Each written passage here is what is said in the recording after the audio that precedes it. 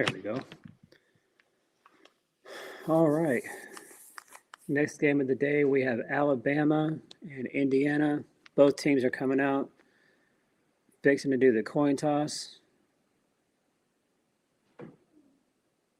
Weather looks good. Weather looks a lot better than what it did just hours ago.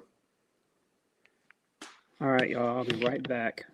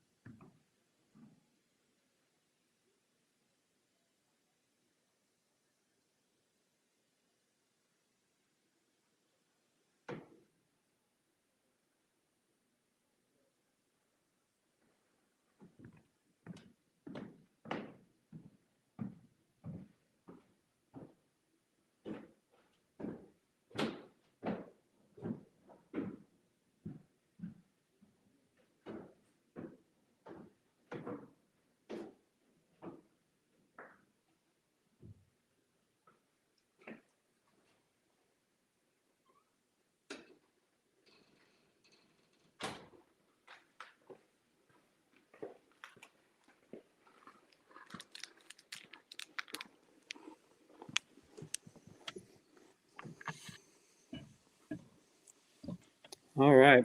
What's going on, everybody?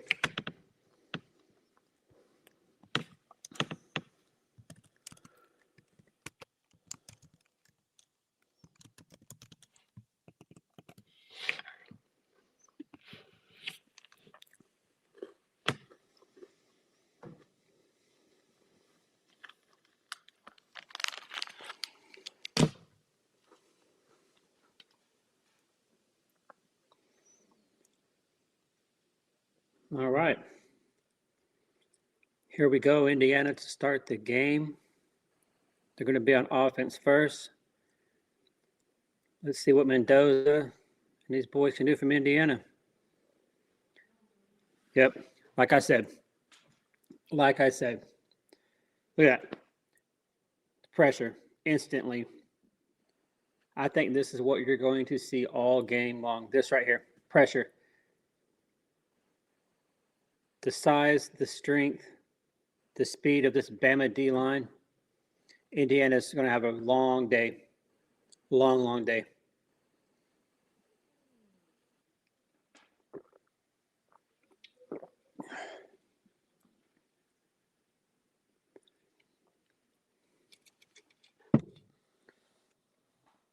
Indiana with a little run there on second down. Going to be 3rd and 5, 3rd and 6. Let's see what happens here. 3rd and 4.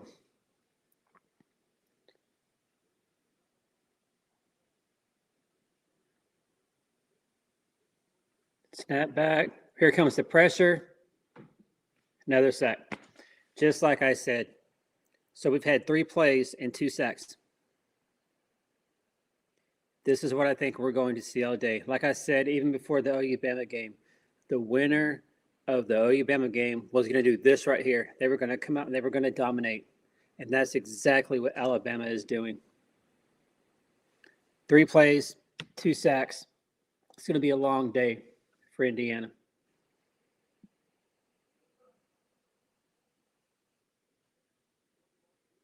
Indiana looking to punt. 4th and 15. Punting from their own 5. Not a good punt. Alabama's going to have great starting field position from the 40. See what Bama can do. Here comes Ty Simpson and the Alabama Crimson Tide.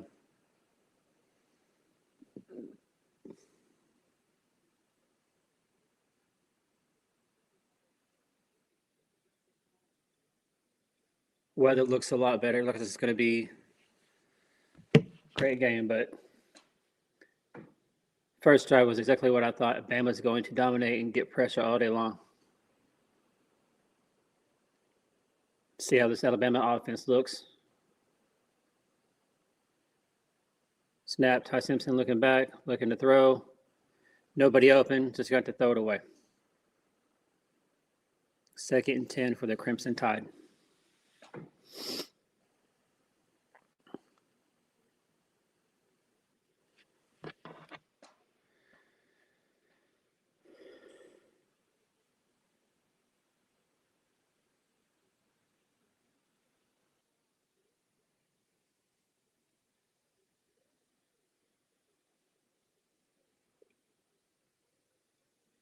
Second and 10.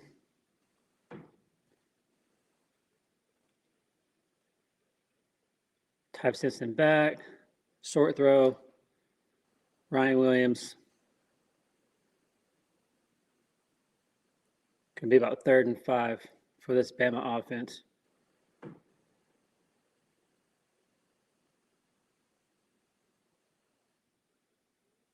Bama going quick. 3rd and 6.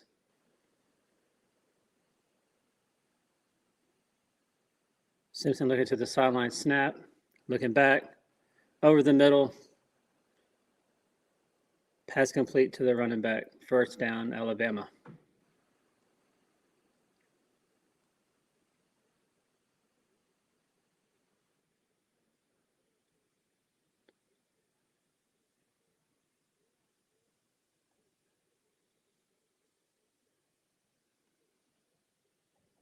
All right, here we go. 1st and 10. Bama at midfield.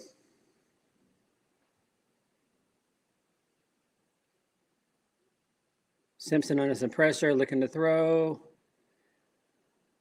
Pass out to the tight end. That's that tight end that gave Alabama or Oklahoma trouble. He is such a weapon for Oklahoma. Or for, what's wrong with me today? Alabama.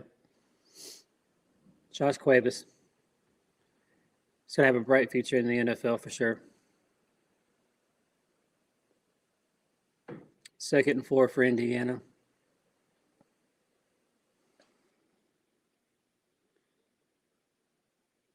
Bama at their own 43.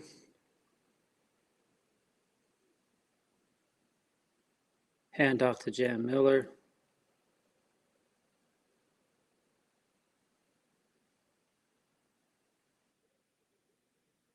Run look easy. Sorry, not Hill, not Miller. My bad. Drew Hill with a good run there for Alabama. First down for the Crimson Tide on the 37.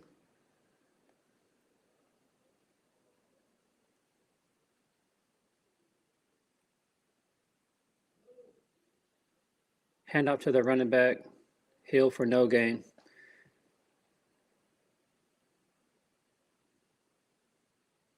Second and 10.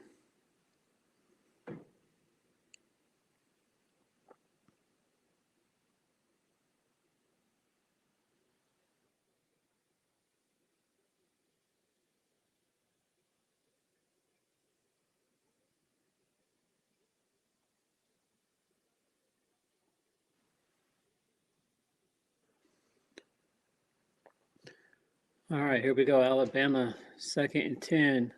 Simpson looking to throw to the running back, Hill. Indiana defenders right there. Looks like we lost a couple right there. It's going to be third down for Crimson Tide. And Alabama does not have the best kicker. He did look good against Oklahoma a few weeks ago, but man, he struggled all year long. So it's third and 14. So Bama cannot get this, and they can get it fourth and manageable. I think we'll see Alabama just go for it on fourth down.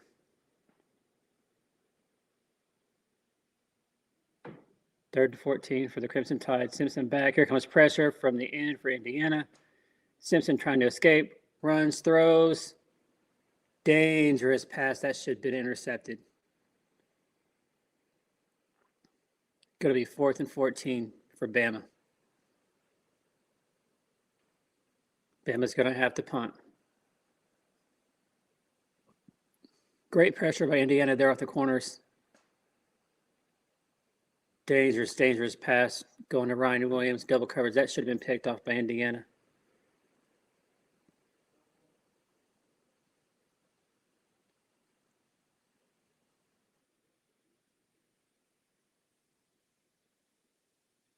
See what the punter does here for Alabama. Gets the punt off. Ball's going to bounce. Indiana. Great punt. Indiana's going to start at their own 3-yard line. We'll see if Bama can continue to get pressure. And does Indiana have any answer?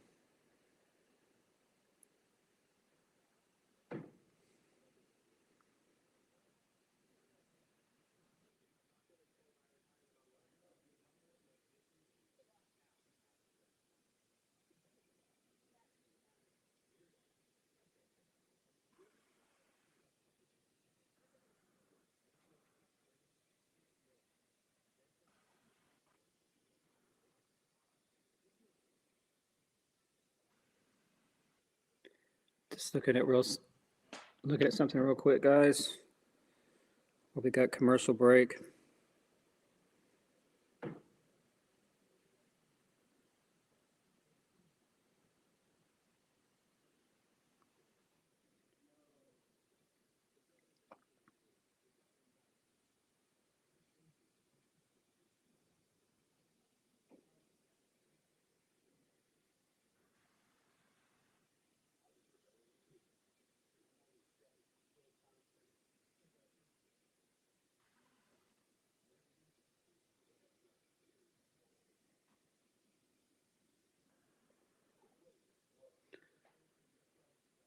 I want to thank y'all for being here today.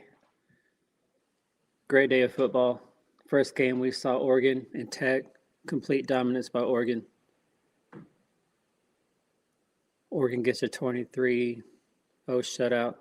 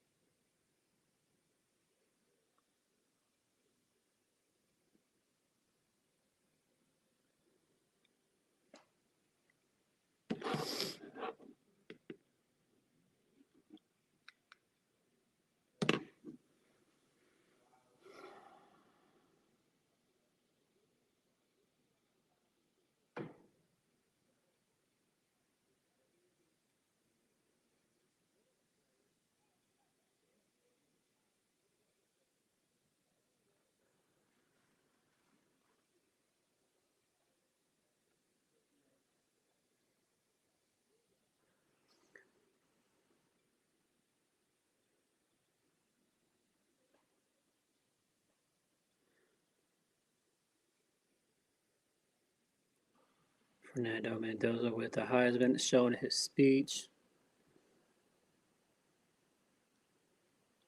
I don't believe he's going to have a Heisman day today, not against this Bama defense. I think Alabama's just way too much for this Indiana offense. I feel like Indiana is overmatched for sure.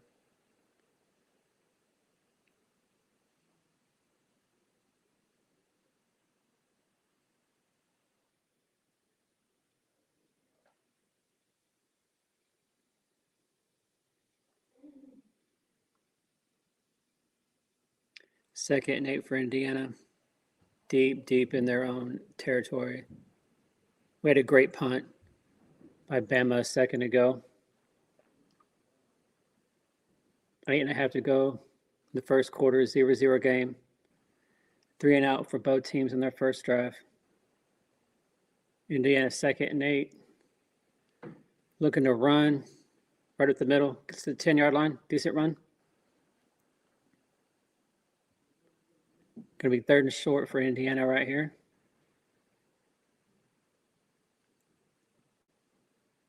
See what they do here.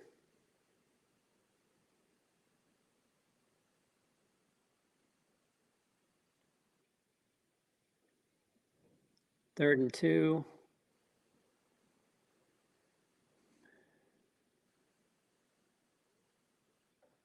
Mendoza back. With the ball looking. Throw. Catch for a first down. Got a little bit of breathing room right there. Indiana first down out to about their 14-yard line. Good throw away from the defender right there to get that first down.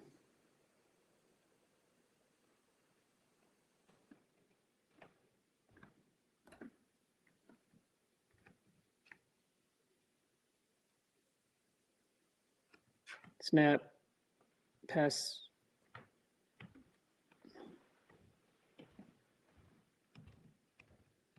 Good play on first down. Got about 8 yards on that pass. Screen.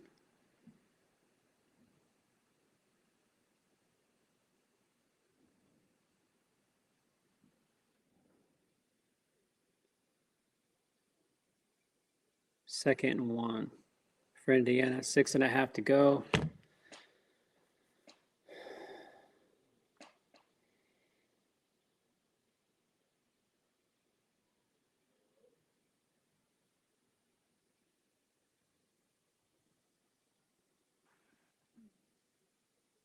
Third and 1. See if Indiana will just run the ball. How much faith do they have in their running game?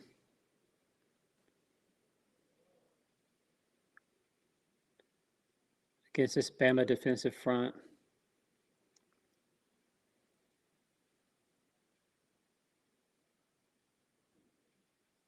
Exactly what they do. They run the ball. Get hit by the Bama defender, but Indiana gets first down. So if you're Indiana, this is exactly what you want right here. Exactly what you want. Getting first downs, moving the chains, but we're using up that clock, shorten the game. Because if you're Indiana, you want to shorten this game as much as you possibly can. Use up all the clock you can possibly. Keep that Bama offense off the field if you're Indiana. First down and 10, hand off to the running back. No gain on first down, second and long. But if anything, Indiana has at least got a few first downs. They do have to punt. Shouldn't give. It's just a horrible punt.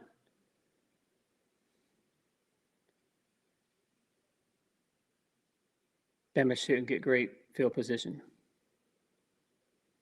Second and 9, Indiana.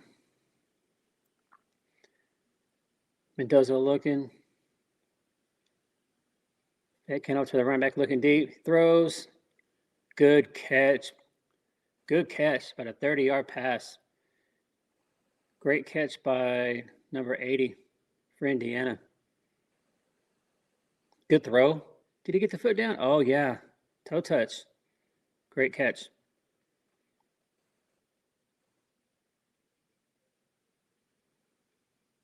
What a great catch by number 80 right there for Indiana. About a 30-yard play.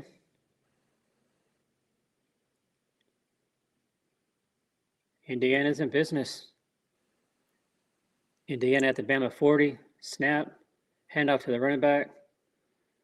Good run on first down. That was one thing I questioned coming into the game. Could Indiana have any kind of running game against this Bama defensive front? First drive, complete pressure. Bama got 2 sacks in 3 plays, but Indiana's made some adjustments here, and they look good on this drive. Giving them credit here. 2nd and 5. Good pass plays, been able to run the ball better. I mean, this drive started on their own 3-yard line. Great drive for Indiana right here. 3:50 to go in the first quarter. Another handoff. First down. And this drive, Indiana has found a way to run the ball right at Alabama. I mean, that's 2 rushes right there for 10 yards.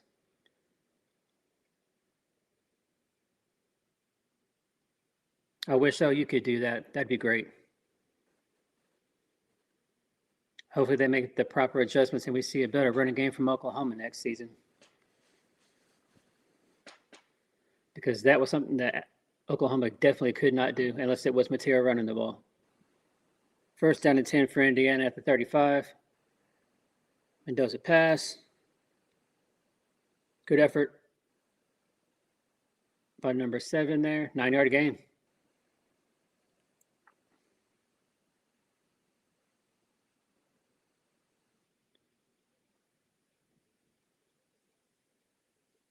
Great drive so far by Indiana.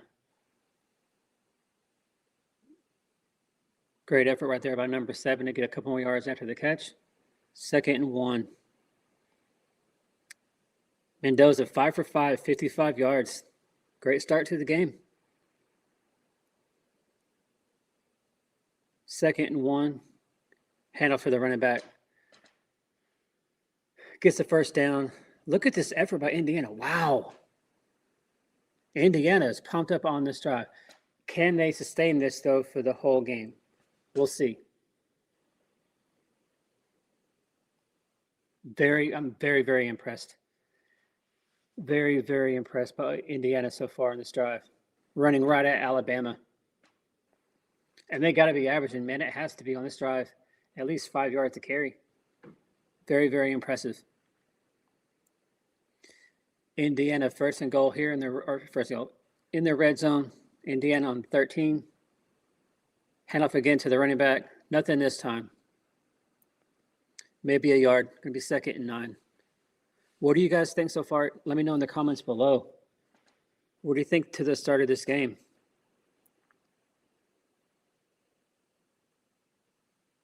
Very impressive. Current drive, 8 rushes, 5 passes, 85 yards. That right there is key. 7.5 minutes. Guys, that is key. If I'm Indiana, this is what you want every drive. Unless there's like a turnover, they're going to have the ball for the rest of this quarter into the second. This is a great start. If you're Indiana, that first drive looked really rough with the 2 sacks by the Bama defense. But, man, this drive right here, they look totally different. I'm very impressed. They score here. This is going to be a 97-yard touchdown drive. If they can cap this off with a touchdown, very impressed. So what do y'all think so far? Let me know in the comments. What do y'all think about the start of this game? I'm surprised. My prediction, yeah, as soon as Cowboy, I was hoping you were going to show up, man. Good to see you here again. I saw that when I was in between games. I saw that on Sooner Surge. I saw where they were going to be doing a video about that. Now, I didn't see the details. I just saw the post. So what's going on? What's the word here, Sooner Cowboy? I didn't get a chance to go look. So has it already happened officially, or is it happening later today? What's going on, man? Let me know. I saw that and I thought of you, and then my reaction was yes, yes. About time. One down, one to go, right? One down, one to go. DeMarco, you're next. Oh, soon as Cowboy, I would love that. That would be awesome. Get his kid in there too. I know he's a coveted recruit. Oh man. Okay. Okay. Where'd you hear that it was going to be Jason Witten?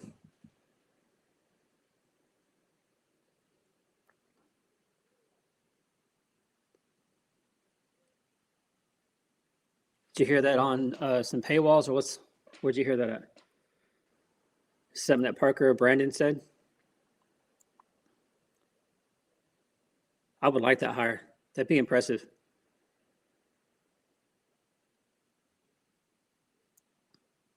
I know, of course, him being a great there with Dallas.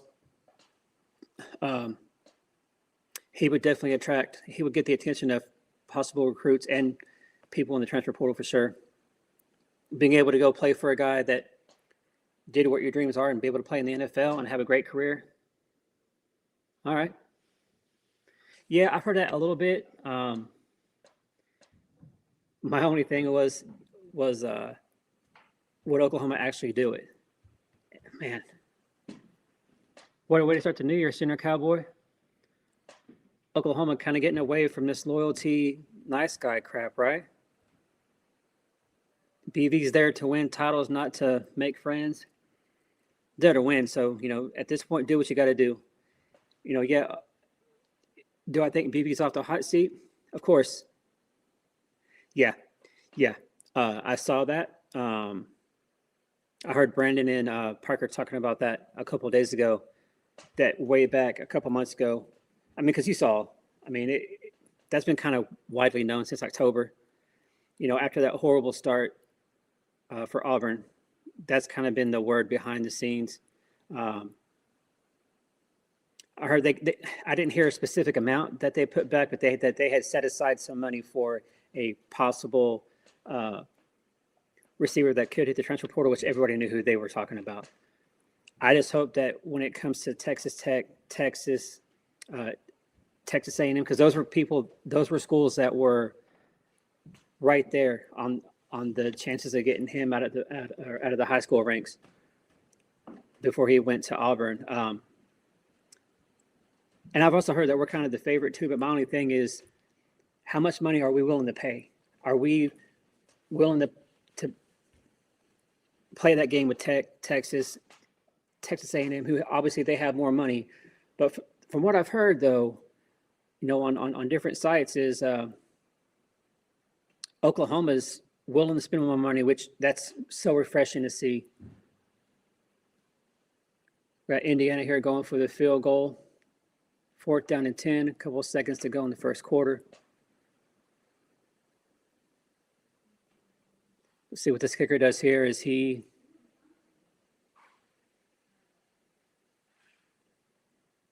going to be able to cap this off with 3 points? And maybe this game we won't see very many field goal or kicker miscues.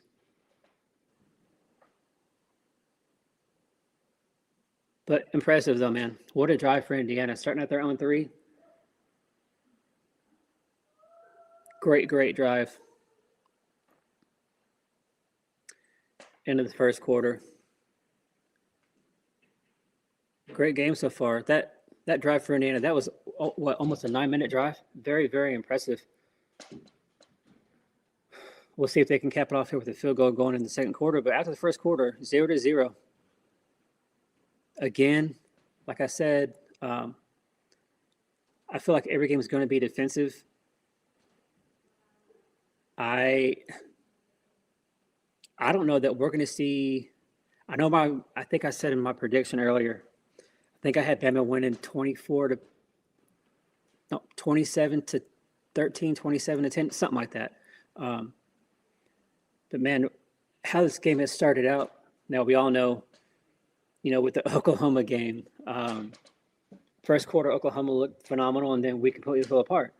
Uh, so things can change quickly, but with the way this game started, um, this could be another low-scoring game, which is what I thought we would see in the playoffs. The best of the best have gotten here for a reason, and they're showing you why. Defenses so far have looked good on both sides. Yeah, Bama give up a long drive here, but let's just see, can Oklahoma should be here in this game. So frustrating. Can Indiana sustain this and do this for 4 quarters? We will see. And now we're going to see, after this field goal kick, has Bama made some adjustments?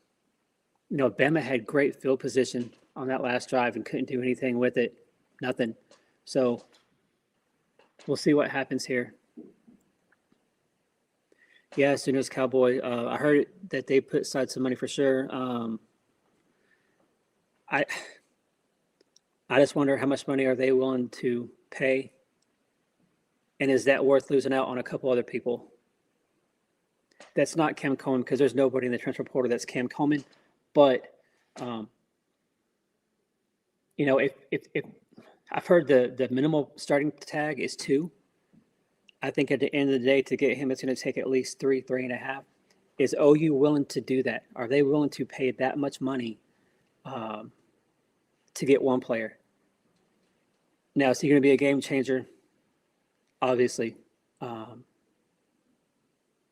for a 1-year rental, is $3.5 million worth it? Whenever we have some needs, O-line, D-line, running back. We got some great recruits coming in, but they're coming right in out of high school, so correct. Yes, I love that, and I wish they would do that, just like the NFL does. Absolutely. I totally agree with that. Mateer, yeah, he should have to give some money back. Like, redo his contract for this year and say, hey, man, you got to produce. You didn't do it, just like the NFL. You get to so many touchdowns, you get so many yards, you get us to the playoffs, whatever it may be. But yeah, make him earn this with the incentives. Absolutely. And they should do that for every player. Hey, a kicker that made a field goal. Here we go. So Indiana up 3-0, started the second quarter. Turned out to be a beautiful day. Look at that. Beautiful.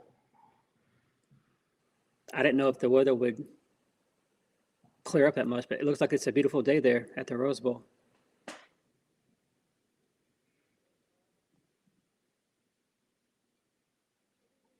Hey, Sooners Cowboy, how much money? I don't know. I don't remember how much they were paying Joe John Finley. I heard he was getting more than Todd Bates, which is ridiculous. That's so dumb. Todd Bates has proven he's a winner, and he's produced for Clemson, for Oklahoma. So I don't know who Joe John Finley's agent is, but man, sign me up. He's getting paid for not doing a damn thing. So I wonder if it was Jason Witten, what's it going to cost to get him? I wonder what they're willing to pay. The same with DeMarco. If hopefully we can get rid of DeMarco Murray, get in somebody fresh.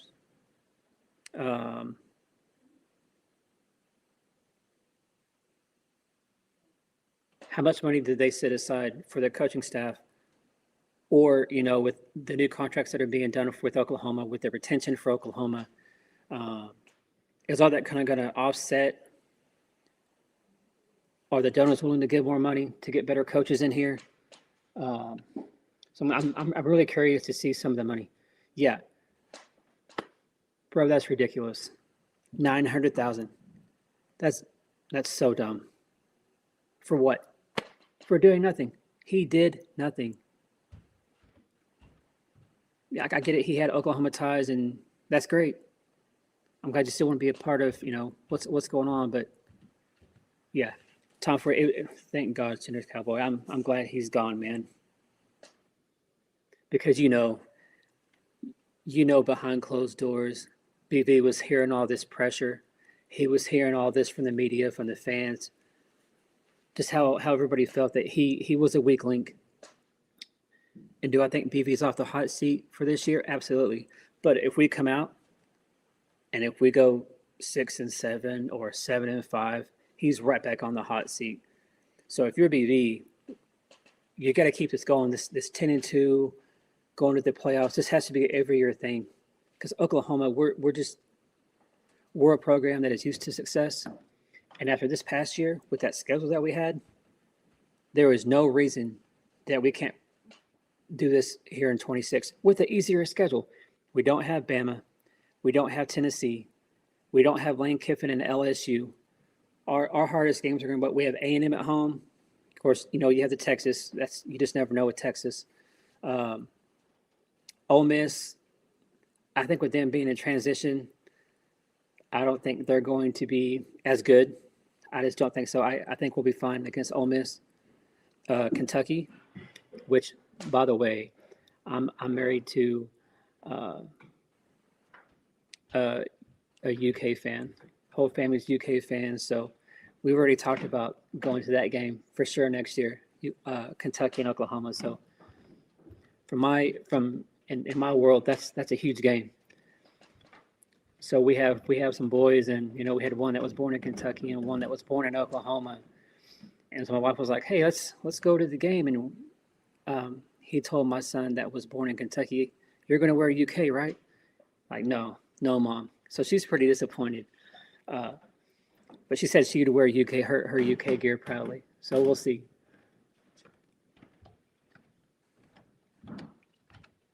Bama has the ball, second down, 14:48 to go. Indiana just kicked the field goal to go up 3-0. Yeah, DeMarco making 850. Get out of here. I wish DeMarco would have taken, I believe it was Penn State, right? You guys let me know in the comments. Wasn't it Penn State that was seriously after DeMarco and then he got a raise? I hope DeMarco leaves. I hope he goes, man. Bringing somebody fresh. That's great that he can recruit, but he's not producing. He's not nothing. Nothing since Gray was here.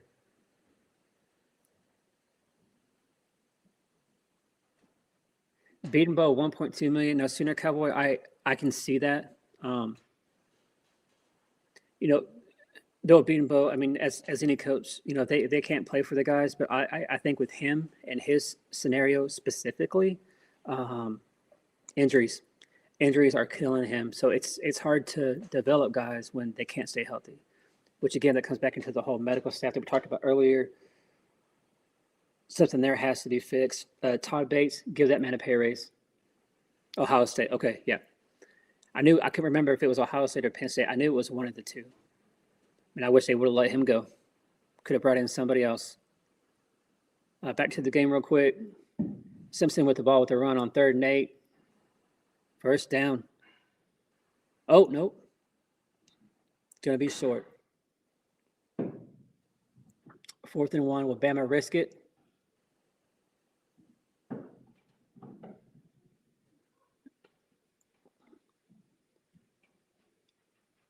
Oh, yeah, look at the field conditions. Even with the tarp, man, it's still.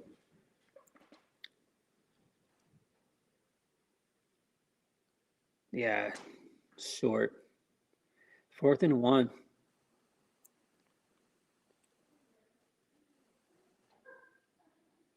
Oh, Bama's, yeah. Ain't no way they were going to snap that, right? I would have been shocked if they would have snapped that, man.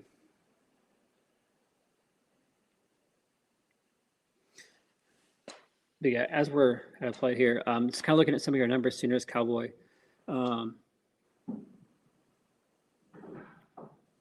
Yeah, Bates needs a pay raise. Bill Beatonbow, I can get where it is. Now, I wouldn't give him a pay raise. With the young guys that we have, with Fasusi and Foje, and then the studs, if we can keep them here in the 27 class and what we got in the 26 class in the portal, I think our O-line is going to be good, but can they stay healthy?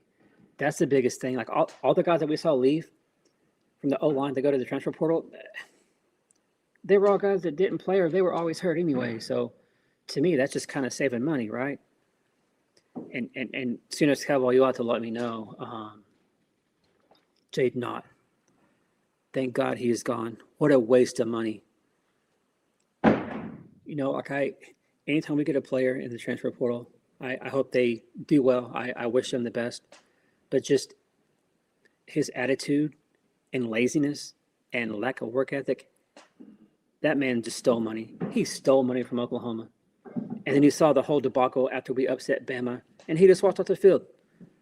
So things like that, where we've seen so many guys that we've got out of the transfer portal, and they become complete bust. So I'm hoping from here on out, BV, the other coaches, they've learned, they've studied, but I think that's where Nagy comes in too. Oh, yeah. Yeah, I think Ott just took an easy payday, man. I'm going to get paid. He doesn't care. He definitely did not have that center mentality. I feel like he came from a scenario where he just kind of did what he wanted. There was no discipline, and it showed. And when the coaches didn't put up with it, he got mad, pouted, and decided just to wait and be a useless part to the team. Agreed. DeMarco was a great at Oklahoma, great with the Cowboys in the NFL. But, man, he has to go. He can recruit like nobody else. Now, if we had him just as a recruiter, hell yeah. But, man, ever since Eric Gray, we've getting all these great guys, Tatum, all these great guys coming in, X-Rob, Javante Barnes.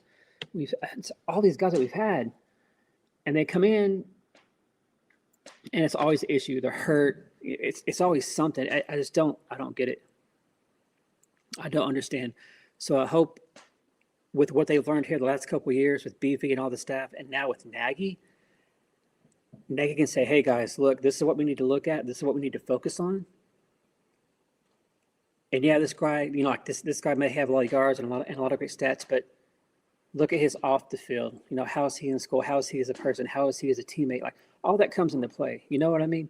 So, if I was them, and if there was a running back that had 2,000+ yards in high school and a ton of touchdowns, and they got a state championship, but he wasn't a great teammate and it was just horrible, I don't want that in my program. You know what I mean?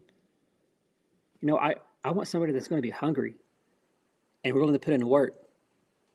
And Ott and some of the other players, that just wasn't the case. So, yeah, man, I'm glad Ott is gone. Hopefully DeMarco is going to be gone. Hey, Sooner Cowboy, what do you think? And people here in the chat, what do y'all think? I'm excited that Joe John is finally gone. All the fan base has been asking for that now for a long, long time. It's way overdue, but I'm glad it's finally done. I know Sooner Cowboy said that he's heard Jason Witten. That would be phenomenal hire if we can get that. We'll see.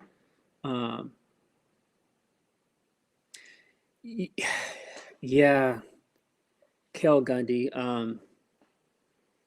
I don't know that whole situation.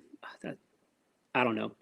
He was such a great part for the OU offense. He was a great coach, proven, but just that whole scenario that happened, man. We just can't have that. But look at this Indiana defense. Wow. Impressive. Bama being aggressive, going for it on 4th and short. Indiana able to get the stop. Very impressed with Indiana. Man, I've been totally wrong on my predictions. Man, don't anybody copy me on predictions. I thought Ohio State would win by double digits and it'd be an easy day at the office. I thought the same for Bama here. Man, so far, Indiana came to play, man. I did not see this.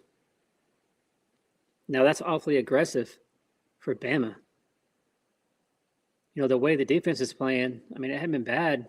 Punt the ball. Man, we'll see what they can do. 12:36 to go in the second quarter. 3-0 Indiana. Bama turning the ball over here, not able to get that first down. Indiana starting at the 36. Pressure from Bama. Mendoza able to get away from the sack. Gets a run for about 5 yards, a flag. I bet we see a holding penalty right here. Yep. Pressure. The pressure is still getting to Indiana. I think that's something that we're going to see all day. Definite hold. 65 right there. Can't do that.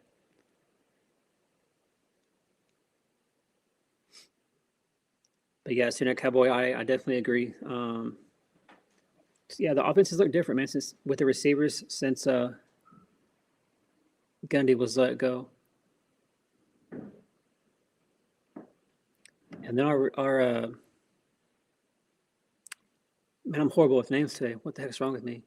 Our wide receivers coach, he can recruit like nobody else, but development. We've had a lot of he's recruited a lot of great players out of high school, and there's been no development, man. Nothing. Satana came out of the transfer portal, and looks like he's going to be staying, which is great. We definitely need him. Could you imagine him with Cam Coleman? Whew. Emmett Jones. Yeah, thanks, Senior Cowboys. I've horrible with names today, man. I don't know what's going on with me. But yeah, Emmett, man, he's able to recruit like crazy, but we just haven't seen development. I don't know, man. I don't know what's going on with him. He can recruit, but just the development's not there. Deion Burke's one of our better receivers. Transfer. Satania, transfer. I don't know what it is. But I feel like the people that left in the transfer portal too, they were guys that they weren't seeing the field. They weren't going to see anything. So I think they just saw the writing on the wall. And I get it. You want to play. You just want to start somewhere. And, like the days of waiting, 2-3 years to get your chance to go out there and prove yourself on the field, those days are long gone, Different time, with the transfer portal and just the NIL world that we live in. It's a new game. Patience is long gone. It's just not there anymore. So I feel like a lot of players are willing to wait a year, but after that, like, I better get a start or I'm going to transfer. So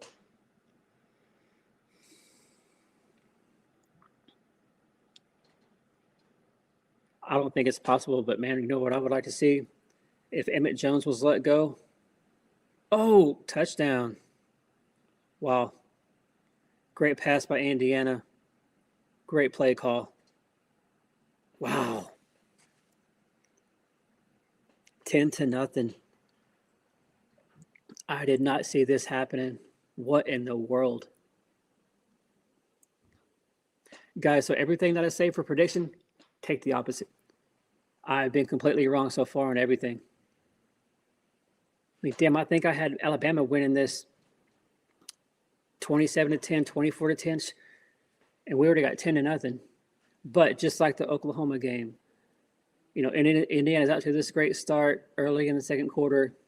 We all know what can happen, right? But, man, if you're Indiana, you got to be excited for what you've seen so far, what's going on so far. That was a beautiful pass wide open. Great play call.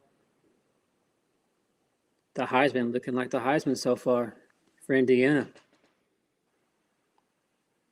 God, 10-0. I did not see this coming at all. What a shock. So out of the quarterfinal game so far, I was dead on with the Oregon Tech game. Thought Oregon was going to dominate, and they did. Last night, Ohio State, I was shocked. I would not have guessed that ever. But props to Miami. Great start for them. They look good. And then here, Indiana. They're the number one team in the country for a reason. Everybody doubted them, like me and a lot of other people who just didn't think Ohio State, they beat, but Ohio State, really, at this point, what are they really? I think they were exposed and they were just way overrated. The Oregon win is looking better after how Oregon looked today against Tech. But man, Indiana, great start to the game for them.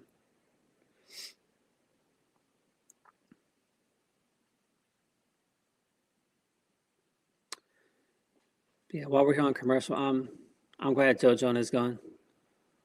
I just hope we get somebody that doesn't have the Oklahoma ties. Bring in some new blood, fresh perspective. I think that would be great. And if we do get rid of DeMarco, uh, same thing. Let's bring in guys that you aren't buddies with, that you aren't good friends with, or bring in fresh perspective. No Oklahoma ties. Because in a perfect world, we would let Emmett Jones go and give me the wide receivers coach from Ohio State. Guy recruits 5 stars left and right. I mean, we see a first round wide receiver from Ohio State every damn year. So in a perfect world, that's who I would go after. Now, is that possible? No, probably not. But that's who I would want to get. That's what I would want to do if it was me.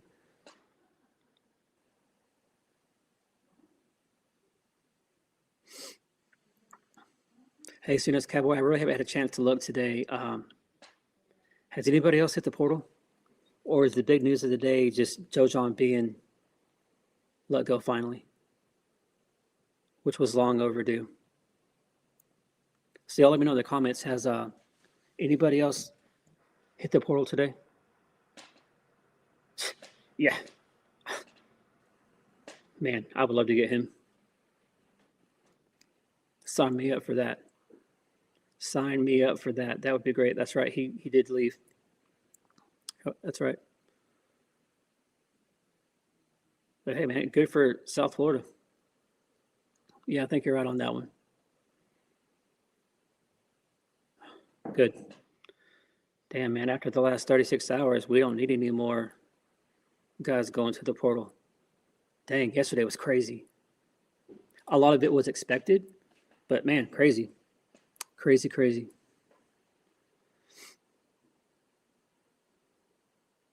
So back to the game. 10:44 to go. Surprisingly, 10-0. Indiana did not see this coming. We'll see if Alabama can respond and get something going on offense.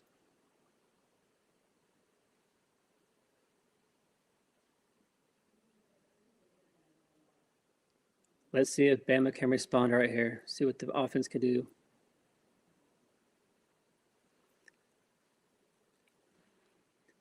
Bama starting at their own 15.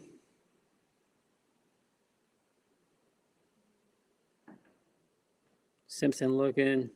Short pass to Ryan Williams. 3-4 yards. I would expect that we're going to see the tight end get involved. I know he killed Oklahoma in both games. He's such a weapon. That's the kind of tight end that we need at Oklahoma. A big guy like that, oh man, sign me up for that.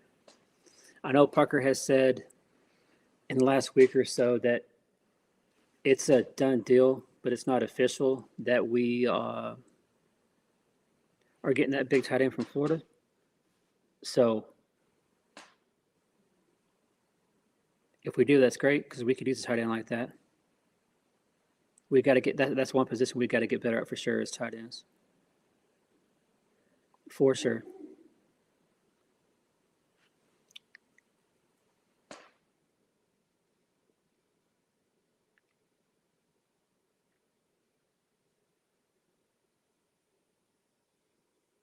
Then we got a first down. We got 1st and 10, Alabama, 9.5 to go. Bama looking to get on the board. Ty Simpson, looking to go to his running back, overthrown. 2nd and 10. So far, this Indiana defense holding up. They look good. They definitely look good. Surprising. I did not think this defense would hold up like this against Alabama. I felt like Alabama would come in and they would have the advantages on the size, strength, and definitely the physicality. But so far, look at Indiana. Look at this. Indiana playing really, really physical here.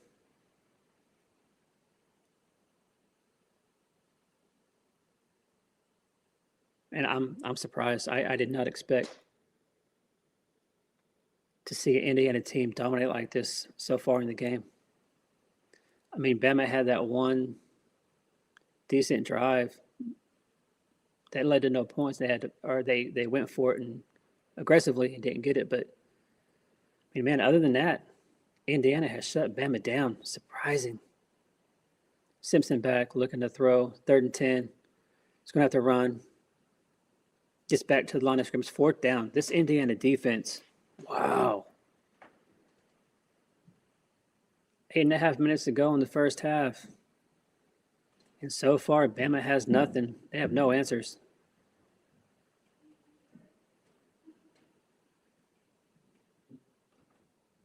Indiana came to play today, man. Wow. For y'all that are in here, are you guys surprised so far with how this game is going for Indiana and Alabama? I'm surprised. I did not see this coming. Decent run back for Indiana on the punt. Indiana's going to start about their own 40. Good field position. Man, that looks beautiful there. Looks beautiful there at the Rose Bowl. And you know what's sad? The SEC started with 5 teams, the most out of any conference. If somehow Indiana can hold on and beat Bama, I mean, and then obviously later, you have Georgia and Ole Miss, one of them have to lose. You're just going to have one team left. One team.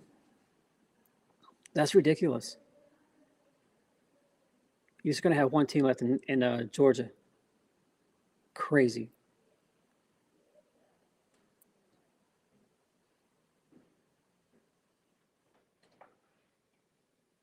Crazy. But I was glad to see Ohio State in the Big Ten kind of get knocked off the little pedestal after the fans bragging about, oh, hey, look what we did. We beat a bunch of Group of 5 teams. Whoopty freaking do. Nobody cares.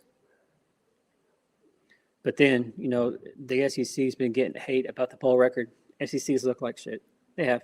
I mean, let's call it what it is. Now, do I think all the bowl games are meaningless? They are. Nobody cares about the bowl games. Unless it's the playoff games. Nobody cares. I haven't watched one bowl game at all. I see the scores. I was glad to see that Lincoln Riley, as he does, blew a lead and defense couldn't tackle nobody and ended up losing that game. So that was good to see. But, yeah, I think bowl games are irrelevant at this point. They're just meaningless. Like, nobody cares. So the whole mentality of it's playoffs or bust, for me it is. Like, if OU was to play in the Cheez-It Bowl or the Alamo Bowl, nobody cares. You know what I mean? Nobody cares.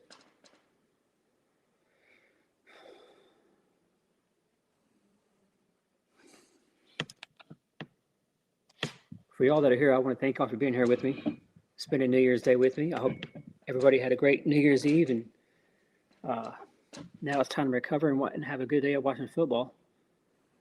I appreciate all of you being here, and thank you for the conversation in the comments. I love having the conversation. I love getting to talk ball.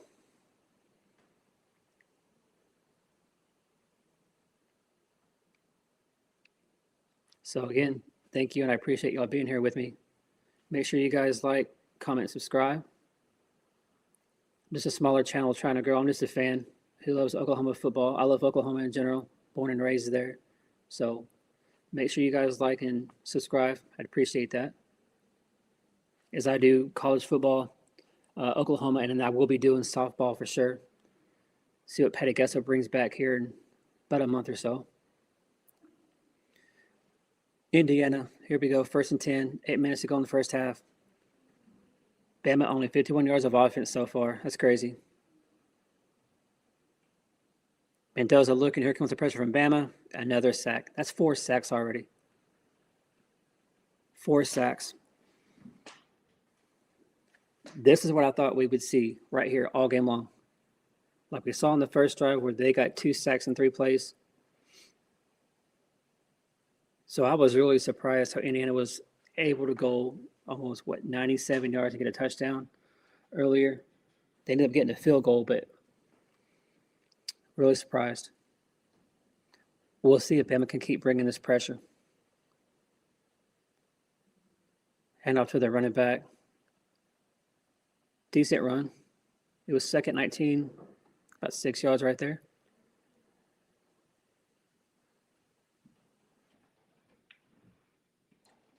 Player down for Indiana. 3rd and 12 for the Hoosiers.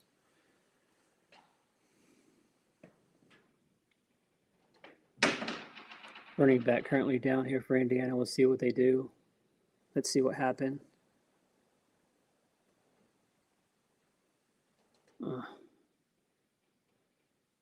He took a shot to the head there. Hopefully he's going to be okay.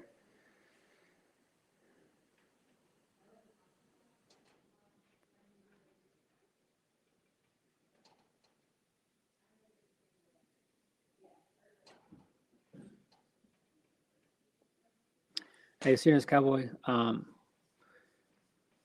who, other than the tight end from Florida, because I know Parker talked about him, that they just can't make it official yet until tomorrow. Because I need to go look. I need to probably end up doing some of that. But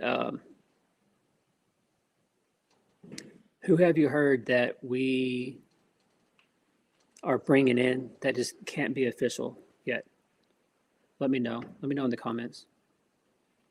I'm going to have to go and look and see what we have going on that.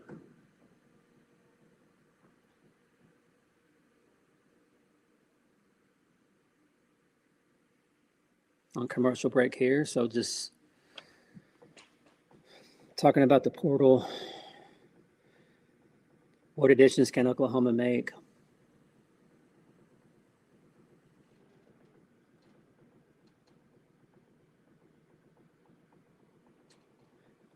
Hopefully Nagy and them boys can bring in the key pieces that we need. I hope we get Can Coleman.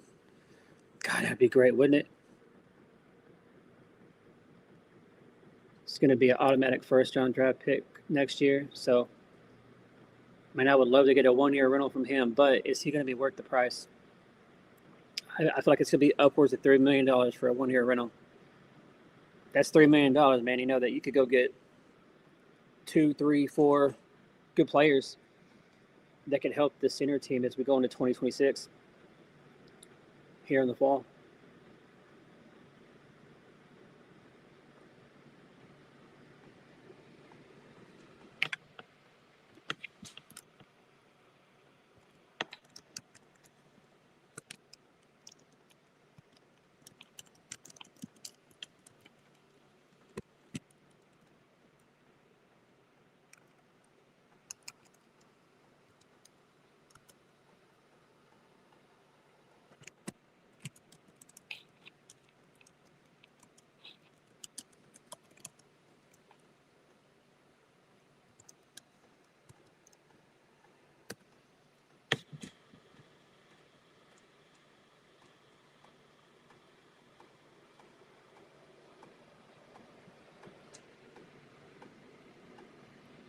Finally back. What a beautiful day there in Pasadena. All right, here we go. 3rd and 12. Mendoza back. Oh, that would have been a great.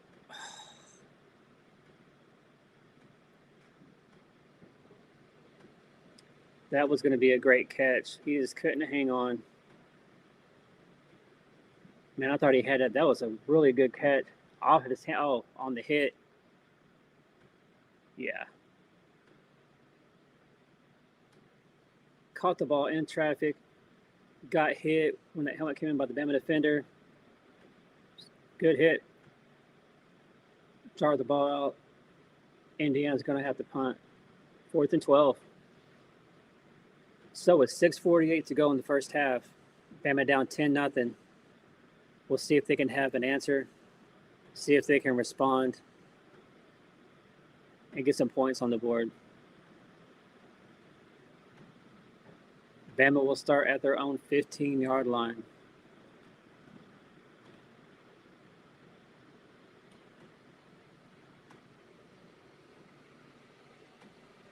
Yeah, Bama needs to have an answer right here. Alabama, they got to get some points on the board. They got to give them confidence going into halftime. Bama's going to get the ball first to start the second half. So if Bama can get some points here on the board, use up what clock is left,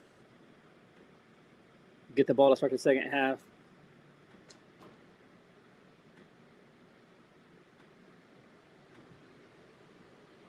Simpson back, short pass, about a 7-yard gain, out to the 22.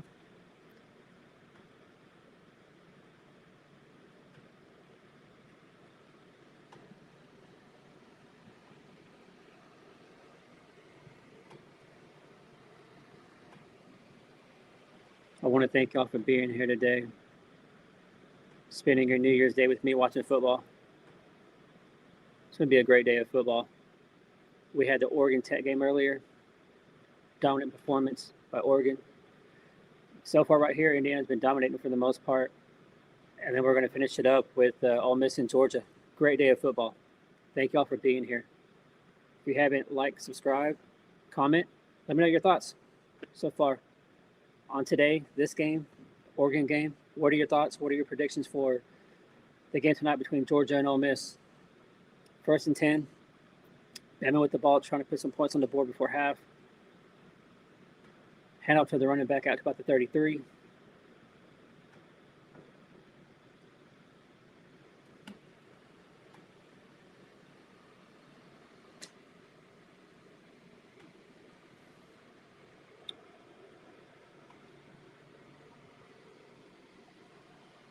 Is the sound okay on your guys' end? You guys hear me okay?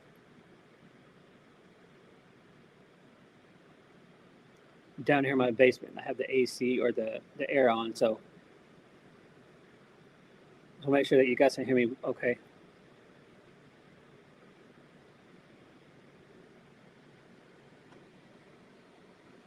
Appreciate y'all being here with me today.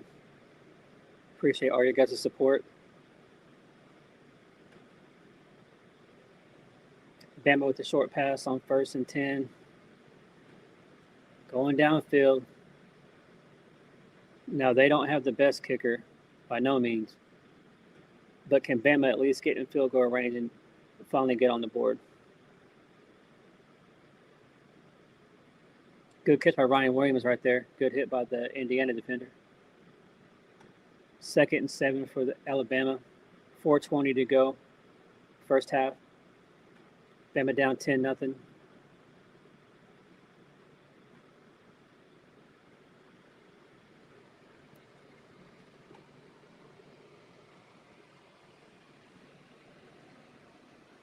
Second and 7, they hand it off to the running back, nowhere to go. Man, I am really surprised by this Indiana defense. Really surprised. I did not think they would be able to stand up to the Alabama offensive line. I felt like the size and the physicality that it'd be difficult for Indiana, but man, I'm wrong so far today. Alabama 3rd and 7, 3.5 to go. First half. Bama at midfield. Simpson back looking to pass. 3rd and 7. Nobody open, just going to run for it. Has it for, fumble. Simpson had the ball, got hit, fumbled it. Indiana recovers. Wow.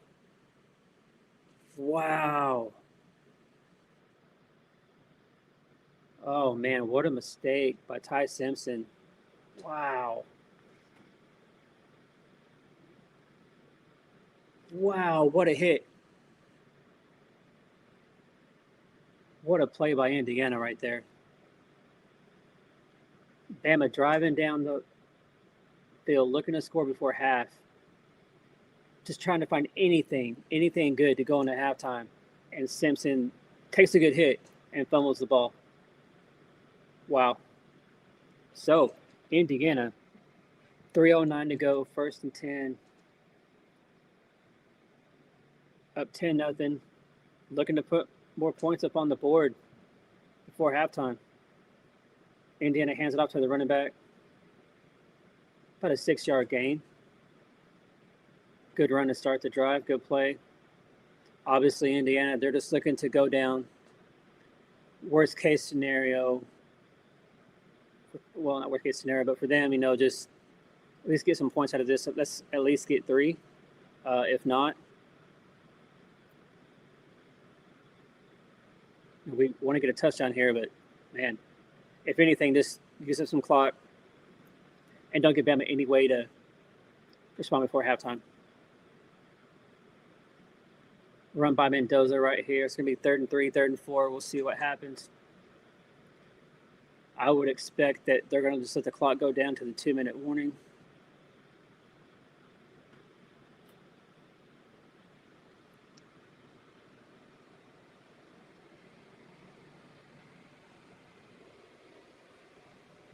Yeah, Ty Simpson took a good hit right there. Looks like he's going to talk to some of the training staff right here. He took a good hit right there, so we'll have to see what happens with Ty Simpson.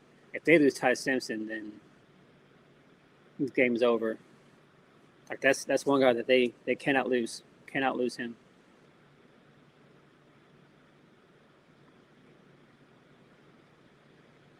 Man, what a surprising first half. I am shocked by what we're seeing so far. Indiana came to play.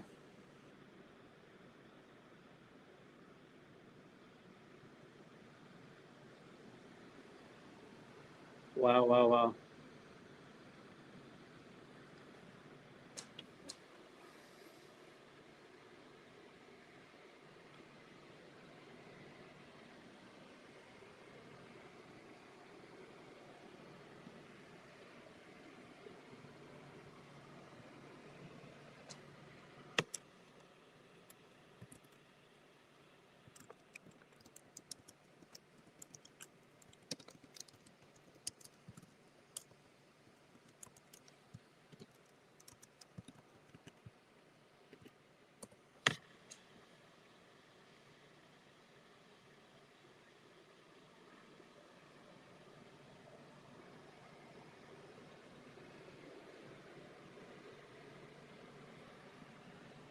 Sitting here waiting for the game to return. Almost halftime. I'm just stunned by what we've seen so far in this game. And I'm completely wrong. I didn't think Indiana had much of a chance against Bama. But man, so far this first half, Indiana is showing you why they're the #1 team in the country. They look good. They look real good.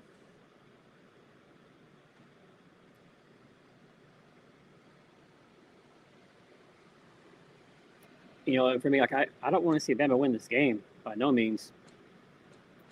But I do want to see somebody from the SEC win. But damn, if Bama loses this, next game we have Ole Miss, Georgia. Somebody has to lose. Man, at that point, you're just going to have Georgia left. We're just going to have one team left from the SEC going into the semis. Ooh.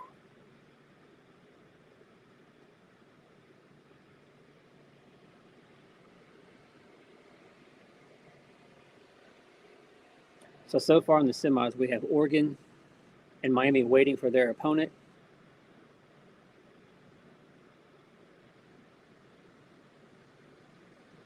So if things hold as they are and Bama doesn't really find any answers, then you're going to have Miami, one from the ACC. You get 2 from the Big Ten in Oregon and Indiana. And then you have the winner of the Georgia-Ole Miss game. So 1 ACC, 1 SEC, and 2 Big Ten. If a team from the Big Ten wins again, that's all we're going to hear. 3 years in a row, the Big Ten. See, that's why we're the best conference. Tired of hearing that noise, man.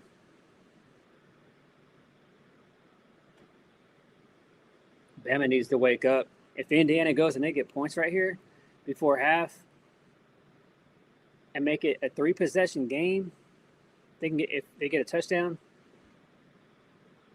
Bama's going to have a big hill to climb to come back into this game. Indiana at the Bama 45, 1st and 10, minute and a half to go. Handoff to the running back. Looking to the edge, good run. Got 8-9 yards, good run on 1st down.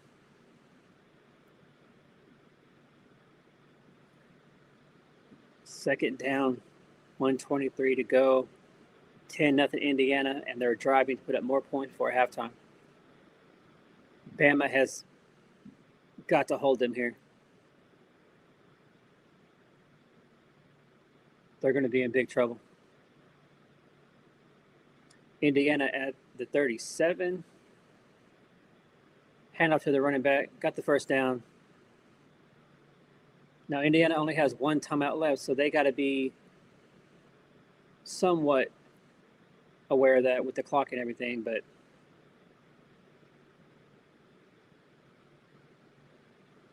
I think we see Indiana take a shot right here.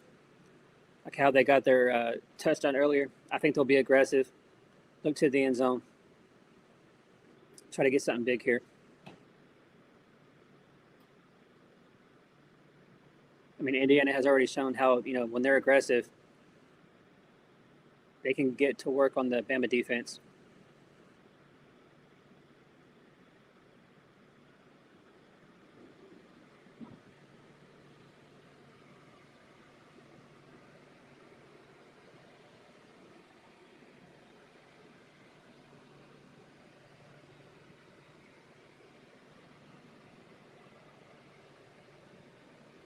What's going on here?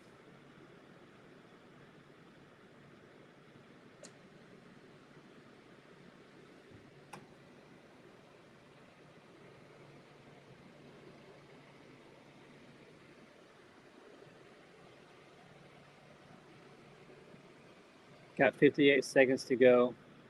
Indiana with the ball. Looking to drive, put up some points here before half. Some more points.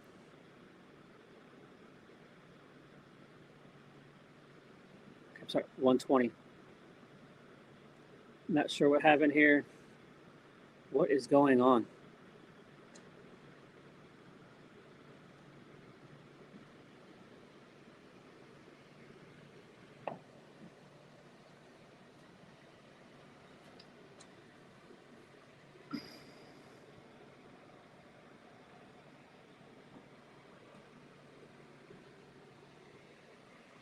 We got a review here going on.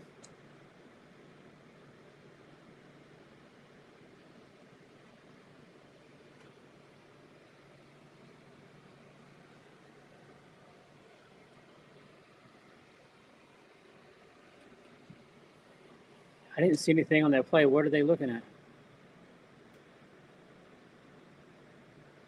I'm not sure. He got the 1st down. I didn't see any possible targeting. The boss one of the 35. What are we doing? That's clear. What are we doing? This is a waste of a review right here. What a waste of a review. I'm not sure what we're doing right here.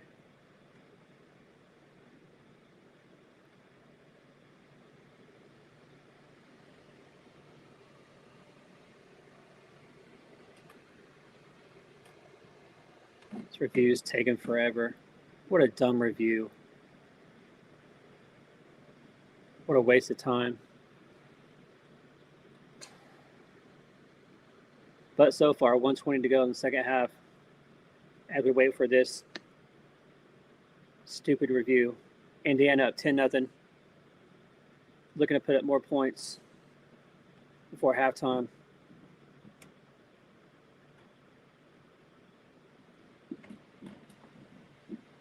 Indiana goes up 3 possessions here before halftime. What a hill it's going to be for Alabama to have to climb to get back in this.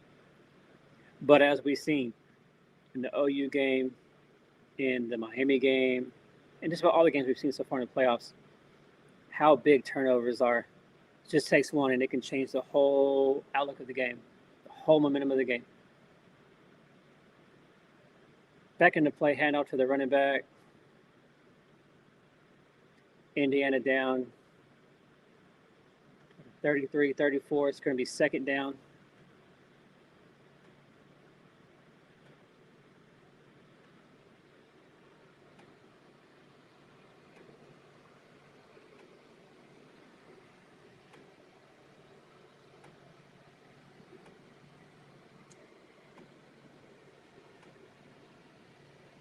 107 to go in the half. Mendoza looking back.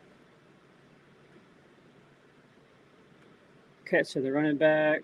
First down. Good play by Indiana. Ever so close to the red zone. Minute to go in the first half.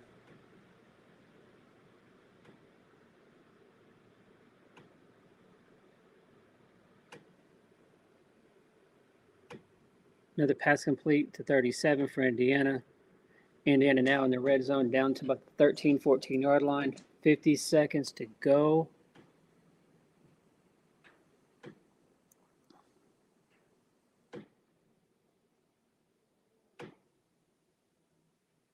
I did not see a shutout in this first half. Did not see this coming in this game, especially not Bama. Handoff to the running back for Indiana. Good run. Going to be first and goal at the 5-yard line. About 40 seconds to go. Indiana has one timeout. We'll see if they call it here. Well, clock's running, but we got to get going. Can't waste all the time. 27 seconds. Handoff to the running back up the middle. Down to about the 1.5. Indiana will call a timeout.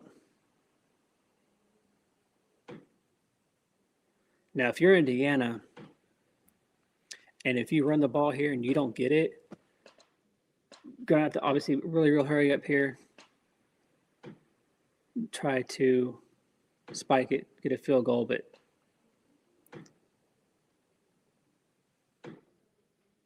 what a drop by Indiana. Impressive.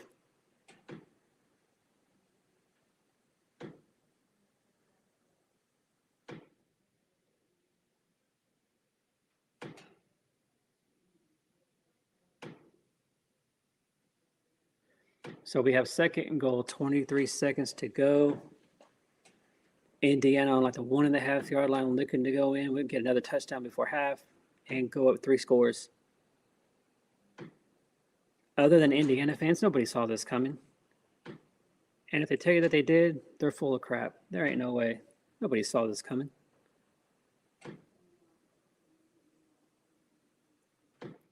Beautiful weather there. God, that's a beautiful sight. The only thing that would have made that better is if it was Oklahoma.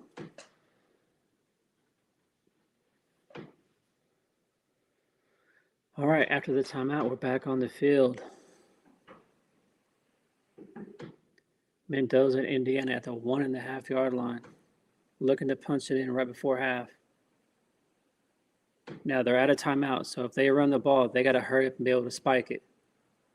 Going for the pass. Nothing. Touchdown, Indiana. Indiana's up 16-0. Wow. Nobody saw this coming. Wow. Indiana is up they're going to be up 17-0 at halftime on Alabama. Nobody saw this coming. Who?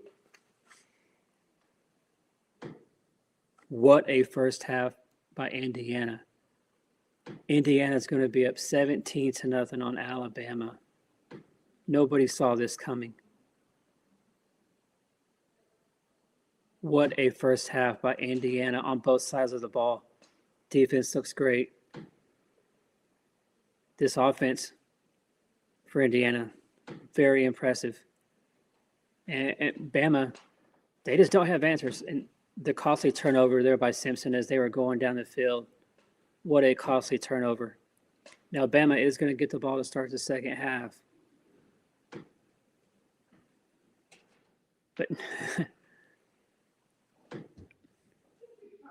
wow, what a start.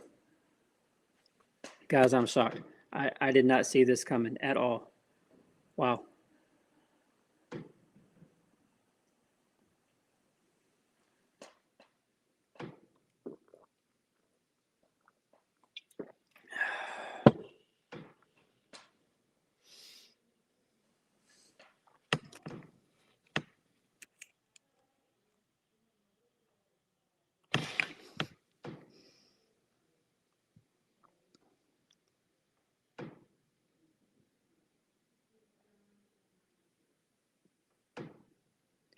Yeah. Who had 17-0 Indiana on their bingo card at halftime? Nobody.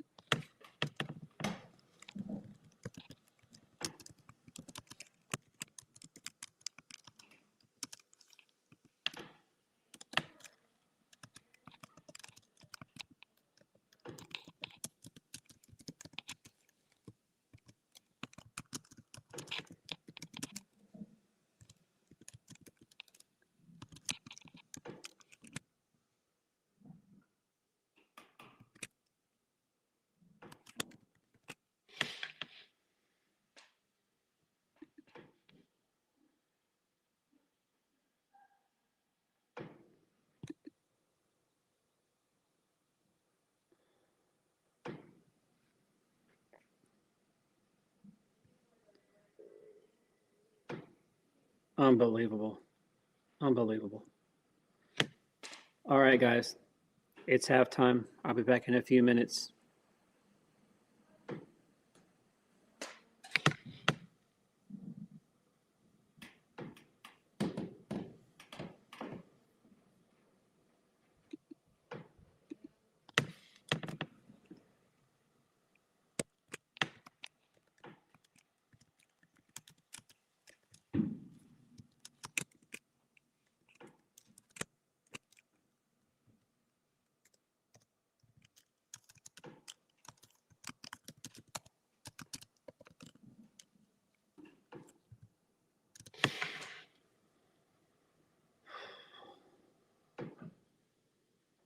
All right, y'all. I'll be back. Going to take a break. It's halftime. I'll be back in a few minutes.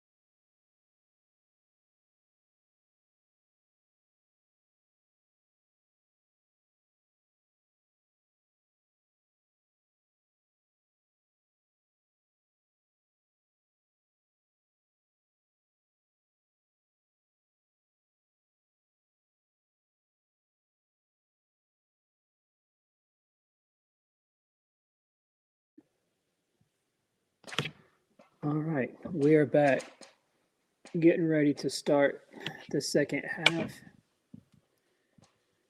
here of the 2026 Rose Bowl. Surprisingly, at halftime, we have crazy Indiana up 17-0 at halftime over Bama. Crazy. We'll see if Alabama has any answers here and can respond and get back in the game. But so far, Mendoza, Indiana, #1 team in the country as advertised. Now we'll see what adjustments have been made by both teams, but Alabama has the ball here to start the second half, down 17-0. They got to find something, get them going to get back in the game. They can't go 3-and-out or have to give the ball back to Indiana. They can't afford it. Short pass to Ryan Williams goes right into another receiver. Couple yards on first down.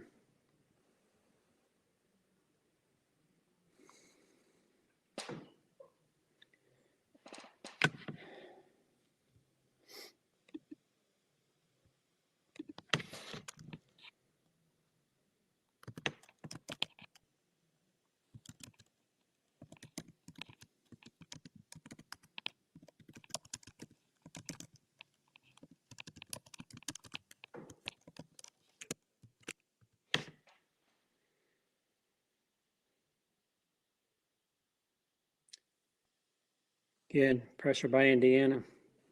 3rd and 12. Indiana gets that pressure. Simpson goes to throw. It's batted down by Big 97 there. 3rd and long for Alabama. Definitely not what they needed to start the second half.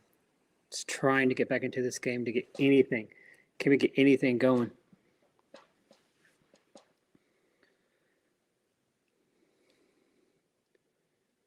Got 3rd and 12. Snap. Simpson looking to pass. Short pass to the big tight end. Cuevas got a couple yards. And again, Bama goes 3-and-out. Simpson looks frustrated, looks defeated.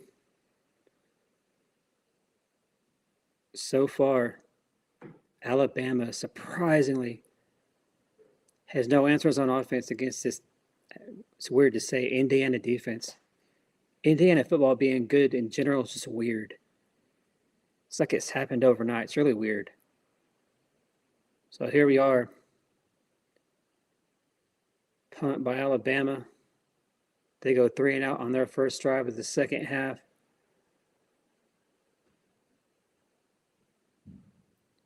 Indiana gets the ball, and they're going to start on about their 20-yard line.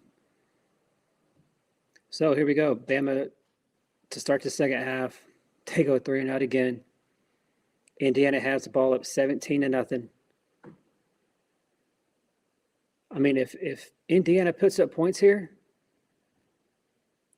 okay, is this game over? Is this game over if they go up 24-0? It's over, right? Like, I'm a SEC fan, you know, so being a fan of Oklahoma, I want the conference to do well, but man, Bama has to get a 3-and-out right here. Pressure. Indiana looks to run. Man, what looked to be like a negative play, somehow the running back was able to get a few yards out of it. Yeah, the jump that Kurt Signetti's made for Indiana, the D2 up to now, what an amazing journey he's been on so far. 2nd and 6. Indiana here hands it off to the running back up the middle. Got about 3 yards. It's going to be 3rd and 3.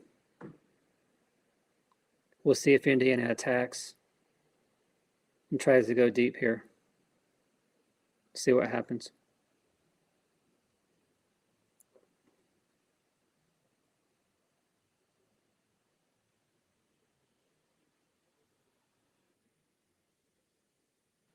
Yeah, the turnaround from when Kurt Signetti got there to now, they were in the 100th or worse in FBS ranks on the offensive side, and now they're all in the top 10.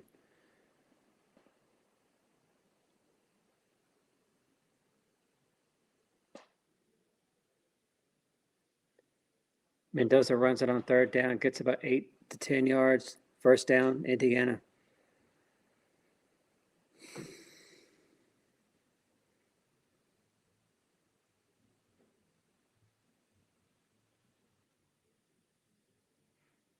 Crazy, crazy. Sooner 27-0. Maybe. Could be, man.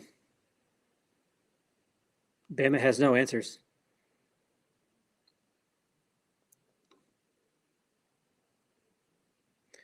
Like, doesn't it weird? Like, doesn't it sound weird just to say that, Sooners Cowboy? Indiana, you're predicting a shutout for Indiana over Alabama in college football. That's so weird to say. Crazy to say, man. 2nd and 5, 11-10 to go. Mendoza running away from pressure, runs for another first down.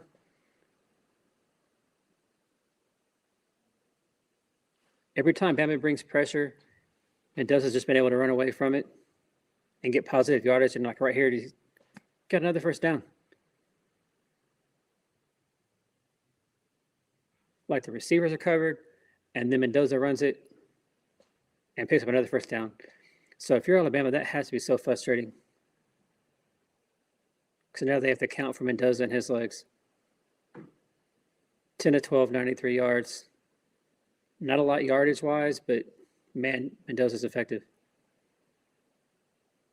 Swing pass out to the running back. Got about 7 yards. Could be second and short for Indiana. 10-18 to go. They're up 17-0. That is so crazy. Yeah. That they are. Sooners Cowboy. The whole Broklahoma, Choklahoma, which we are. I mean, I hate to say it, seeing that crap and hearing that crap all the time by national media, but we keep proving them right. And that's just so frustrating. So frustrating.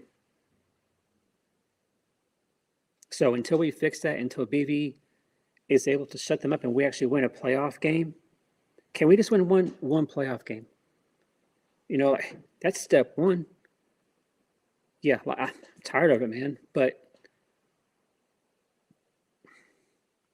until we prove it, can't really say anything, Now I think the whole Oklahoma, I no, we're past that. Oklahoma's not broke, and donors are getting more and more aggressive and wanting to give more to the team because they've seen that BV can win in the SEC,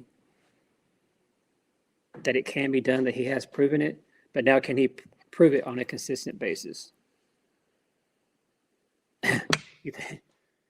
Yeah, I was thinking the same thing, man. I thought Bama or Oklahoma, Indiana just wouldn't be able to match up and compete. Dead wrong, man. Indiana looks impressive. I did not see this happening at all. Crazy. Yeah, I know we have a better defense than Alabama, so I don't know how it would have went on that part of the game.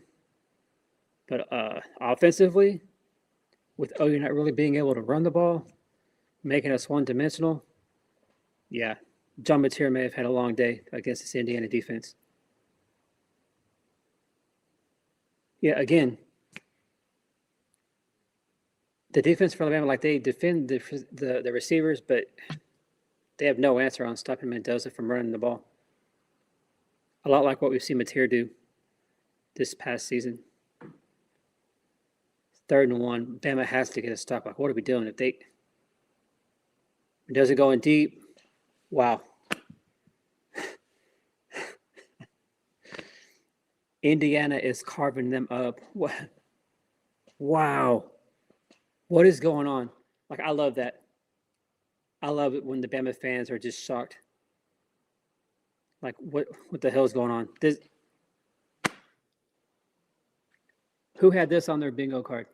Who had 24-0 Indiana in the third quarter on their bingo card? Nobody. Not even the Indiana fans had 24-0. This is insane.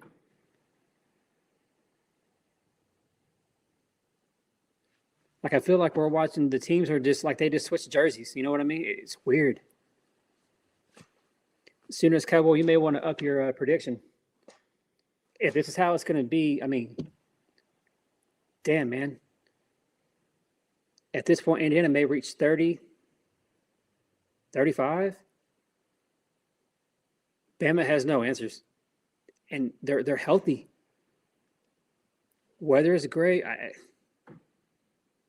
Unbelievable. Unbelievable.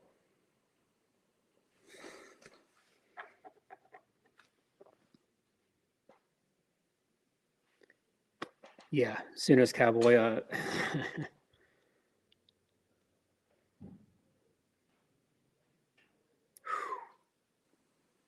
I don't know if this gets any worse, but even if it doesn't, even if this stayed and this was the final, yeah, Bama's going to have a lot of questions to answer, especially this defense. I mean, you look at the last two games, you know, Oklahoma and now Indiana, they've given up 48 points in 2 games. That's just not your typical Alabama defense at all. It's just not. This is nuts. This is crazy. Sooners Cowboy, I don't think they're going to fire him, but ooh, he's going to be on the hot seat.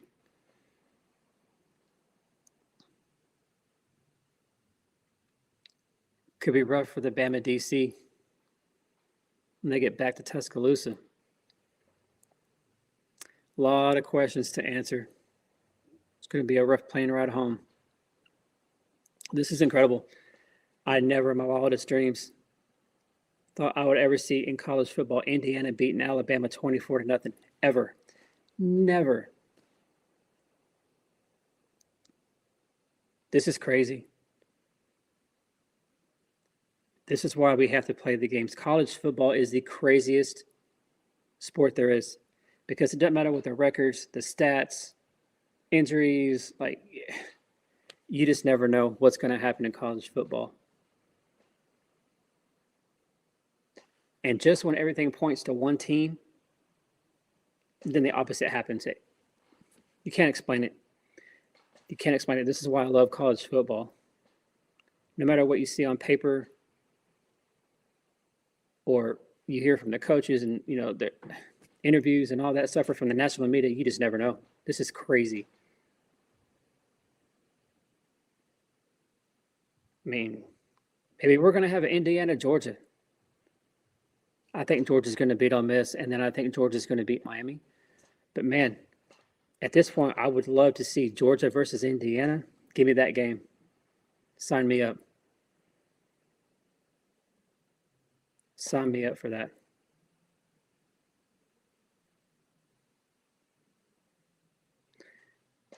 And now what this is doing, I mean, is you're going to have a rematch of Oregon and Indiana. Now, we saw that game play out in Eugene.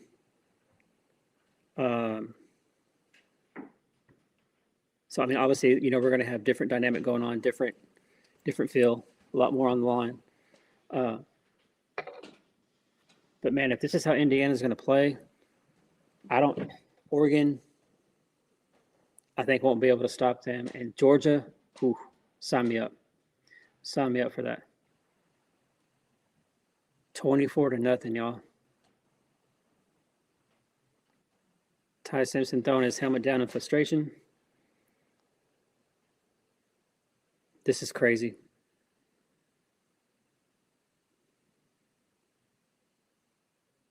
So 2 of the 3 games so far in the quarters, I was dead wrong.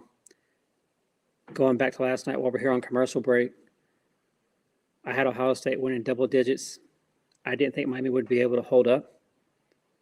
That was not the case at all. Miami dominated Ohio State really from start to finish. I felt like after that pick 6 early in the second quarter, I believe, Yeah, early second quarter.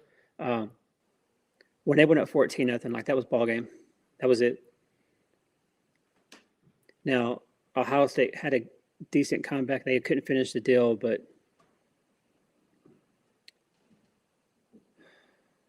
I did not see that. Did not see that coming from last night's game. And then, so the only game that I've gotten right so far with my prediction was Oregon dominating Tech. This, wow.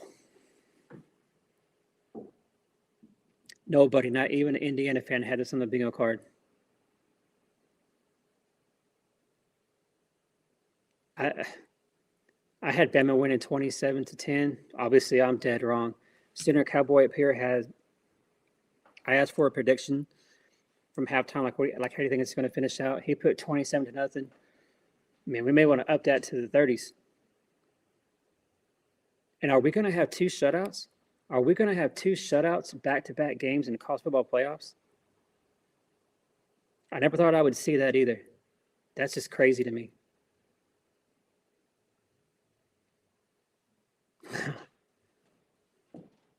$38-0. There you go. That seems about right now. Sooners Cowboy 38-0.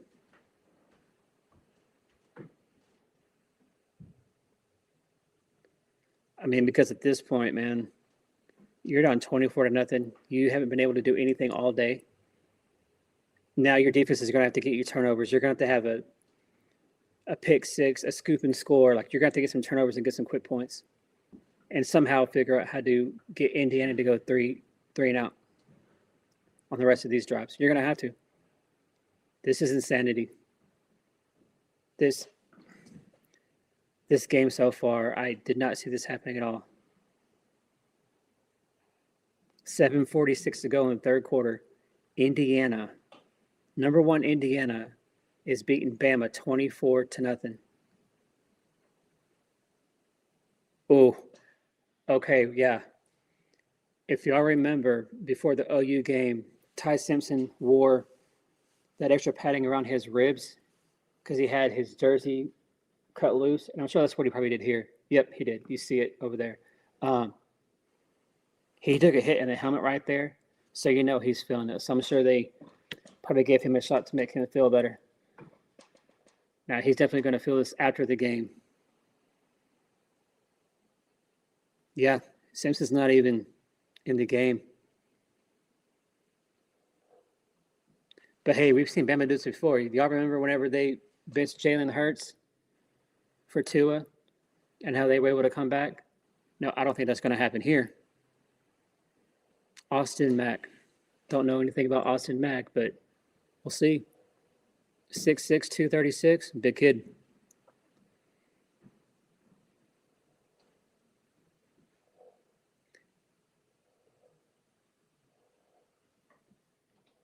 Second 9 for Bama. 7:15 to go in the third quarter. Ty Simpson out of the game. Bama has their backup in. See if he can bring a spark to the Bama offense. Looking to throw. He's going to run it. First down, Bama. I mean, crazy football is college football is one of the craziest sports, so you never know. Maybe this is the spark that Bama needs.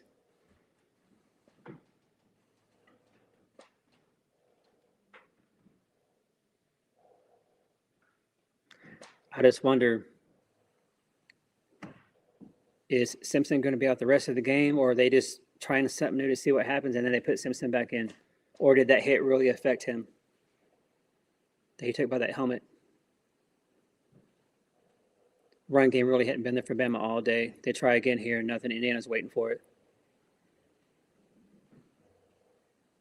Making Alabama one-dimensional. That is a recipe for success. It's been shown throughout the year. Oklahoma did it. Georgia did it.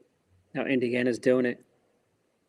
And now you're making this young rookie quarterback prove that he has an arm that he can throw. See what he's made about. Back to throw. Oh, wide open. It's Jeremy Bernard.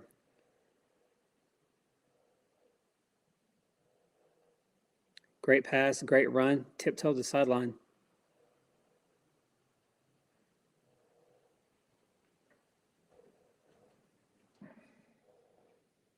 Oh, yep.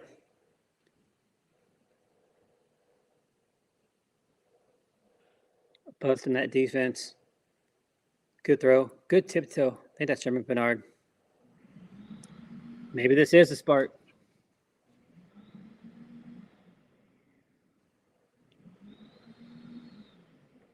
First and 10, 5:14 to go.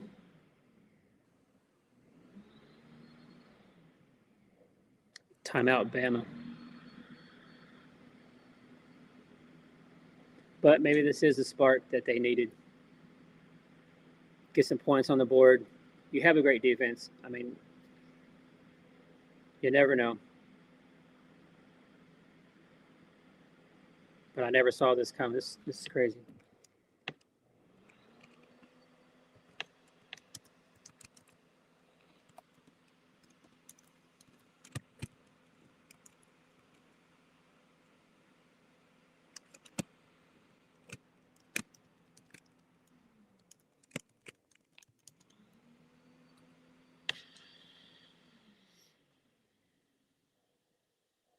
I want to thank y'all for being here with me today.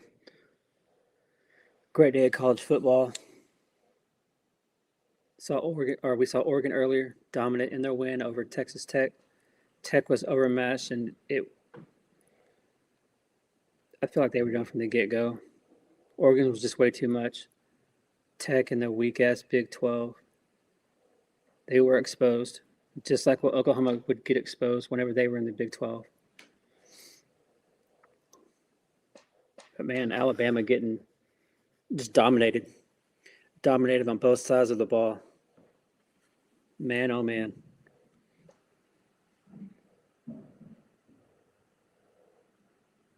Man, it makes me wonder. I picked Ohio State to win. Definitely wrong on that one. Got Oregon right. I had Bama winning by double digits. This is not the case at all.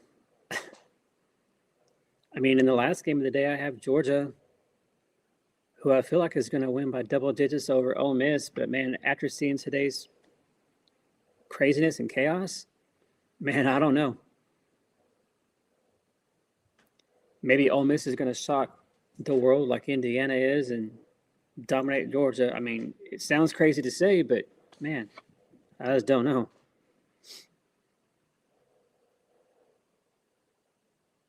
I'm curious, though, to see does Simpson come back into the game? Is he hurt, or is this just, hey, we're going to sit you to the side, take a breather? Let's see if we can't get a spark with another quarterback. Let's see what happens. Not sure. This is why we got to play the game, folks. Why you have to play the game.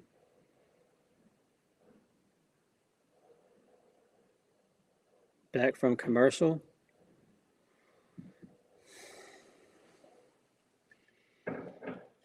Bama fans are shocked, depressed. Indiana fans hyped. Should be, because they didn't see this coming either. Not 24-0. All right, Bama driving with the backup quarterback. Let's see if they can finish the deal here on this drive. Looking to throw. Pass to Cuevas, the big tight end, down to the 9-yard line. First and goal, Bama. Now, if they can score here and the defense for Bama can actually do something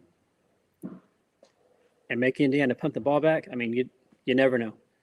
I mean, we saw how fast Bama was able to erase a 17-0 deficit to my Sooners. So, Bama scores here. We'll see. Quarterback back, looking in the end zone. Nobody open, just going to run it down to about the 5. That's a big kid, 6'6". Big quarterback. Looks like he's going to have a bright future there at Alabama.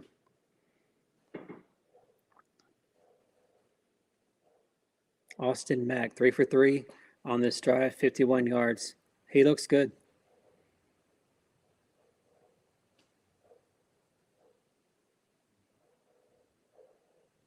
And I'm sure, obviously, Indiana didn't prep for Austin Mack, quarterback from Alabama. Second and goal, pass, rough pass to Drew Hill. Back to the 10. Going to be third and goal from the 10 for Alabama. Just trying to get anything going and get on the scoreboard. Trying to erase this 24-0 deficit against Indiana. Oh, that is so crazy to say, y'all. Just crazy to say. Unbelievable.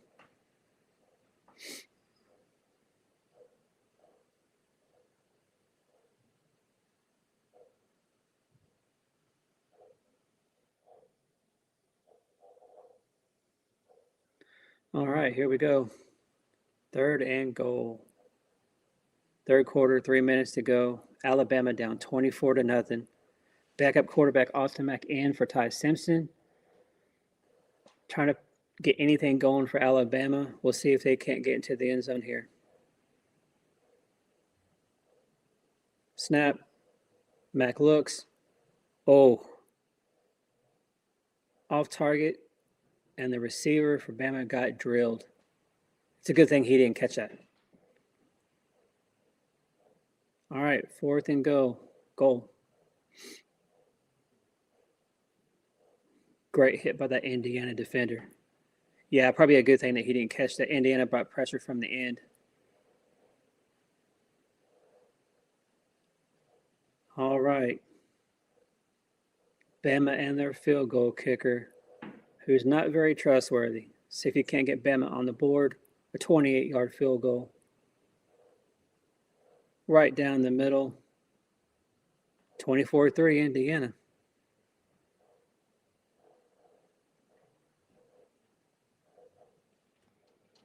I mean, I know whenever Bama played Oklahoma there in November, he missed a couple field goals. He didn't do well the rest from there on out. Like he was rough. He was rough all year. But I got to say that kicker for Bama, he went to Norman. He made 2 critical field goals in that environment, hostile environment. And then he came here in a playoff game, made another field goal. I mean, he's figured out something. Whatever it was that was causing him to miss all them kicks earlier in the season, he's figured out something. Whatever mental block he had, it must be working. Or he was able to adjust and fix it. So 24-3 Bama. I mean Indiana, sorry. It's crazy to say.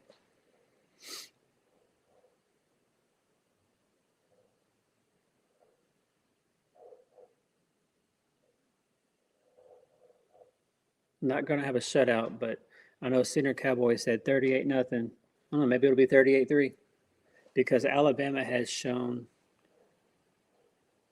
nothing on defense to make me believe that they're going to be able to stop Indiana on offense. They haven't. Nothing all day. Indiana has gone up and down the field all game long. Now, I know Alabama don't have the best defense in the world, but man, didn't think they would get beat like this, though.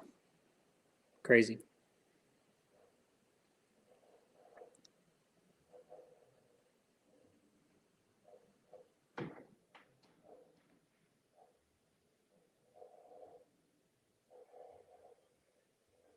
Well, as we're here on commercial, what do y'all think? Yeah, I mean, this is a shocker.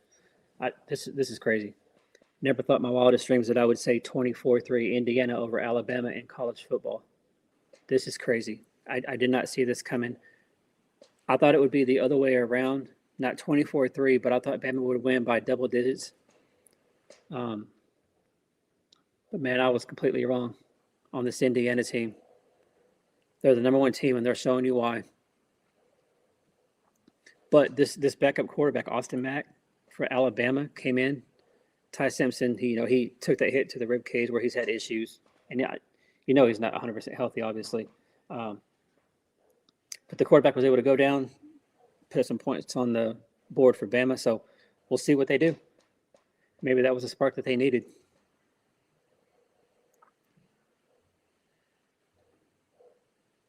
So a week from today, you're going to have Miami, I would think, against Georgia in the Fiesta. And then you're going to have in the Peach Bowl, Oregon and Indiana, unless Bama pulls a comeback of comebacks. So I don't see that how that's even possible at this point.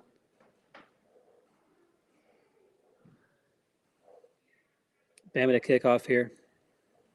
We'll see if they can hold Indiana to a punt. So far, our game, that has not been the case. Not at all. I mean, so what are y'all thoughts? Y'all let me know in the comments. Georgia Ole Miss game. What are your early thoughts on that? What is your prediction? Does Georgia dominate with all the change that's happened at the Ole Miss program? Or do you think Ole Miss surprises Georgia kind of like this? Not to this extent, but do you think Ole Miss will be able to stay in the game and hang with Georgia? I don't see it, but I've been wrong 2 out of the 3 games. So I'm just a fan, and what do I know? But I love college football, and this is why we play the game, because nobody had this on their bingo card. Nobody had Indiana winning like this, and nobody had Miami beating Ohio State last night either, except for the fans. That's it, and that was all just hope. But here we go, 2nd and 10, Indiana at the 25. 2 minutes to go in the third quarter. Handoff to the running back, a couple yards. Now, earlier in the game, Indiana was running right down the gut of this Bama defense, doing whatever they wanted. They were averaging like 5 yards a carry. I feel like here at this point in the game, you're up 24-3. You're up 21 points. Indiana's looking to use up that clock. Game management, that's going to be key. Try to get a lot of first downs, use up the clock, and make it to where this is impossible for Bama to come back from. So we'll see. 3rd and 8, Mendoza back, looking to throw. Catch, broke a tackle. Oh, breaking multiple tackles. Man, great effort by number 50 for Indiana. Broke a few tackles. A short pass, ended up with, 30 yards and yak. Let's see. Yeah. Indiana got away with a little bit of a hold there. It was close, right? Close, right? Ooh, close.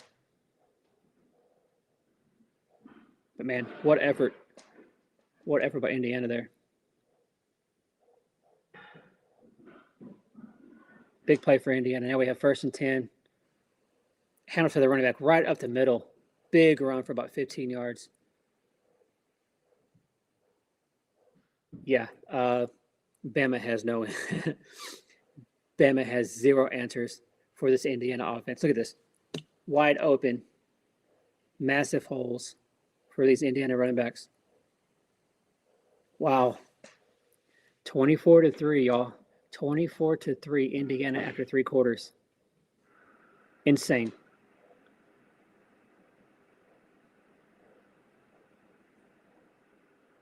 Wow. And this would be the first team to get that first round bye and win. Going to last year and this year, teams with a bye in these playoffs were 0-6. So Indiana's going to be the first team to actually get a win. And I think Georgia gets that win too. So I think at the end of the day, it's going to be 2-6 record for teams that get a bye. But crazy. But I want to thank y'all again here for being with me on this New Year's Day 2026. Just spending time here with me, talking football, watching the greatest sport in the country, greatest sport in the world. So I appreciate that. I appreciate you guys being here, and I appreciate all your support. If you haven't, make sure you guys like this video. Subscribe if you haven't. I do a lot of Oklahoma content. But when it comes to football and the playoffs, even though Oklahoma's not in it no more, I'll have to cover it and talk about it. You guys let me know where are you guys watching from today? I'm from Oklahoma, but I'm in the St. Louis area. But where are you guys watching these games from today? Y'all let me know in the comments.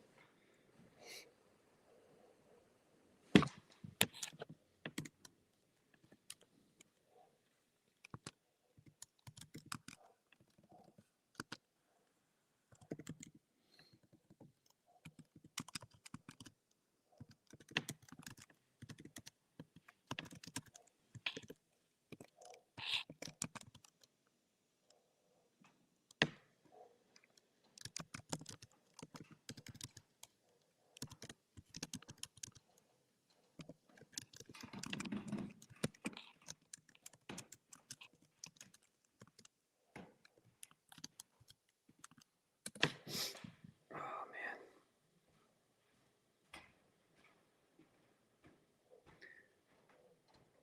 So if everything holds serve after the results that we've seen, and then of course we have the Georgia Ole Miss game coming up after this, looks like we're going to have one ACC, two Big Ten, and one SEC.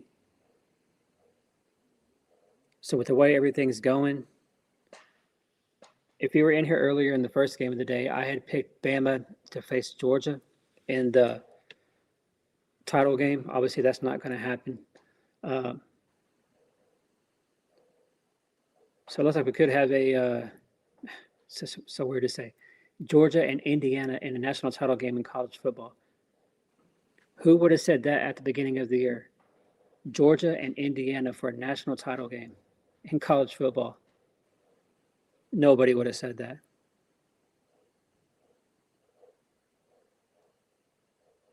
And we're back on play to start the fourth quarter.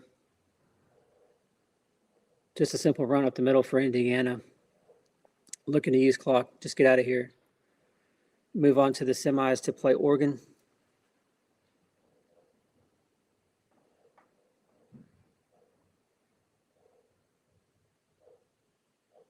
Can Alabama hold this Indiana offense just to a field goal? Can they do that? Hand off to the running back. Right up the middle, and he's going to score. Wow. Unbelievable. What Bama team are we watching? Are you kidding me? 31-3, Indiana. What are we watching? Who are these guys in the Alabama Crimson Tide jerseys?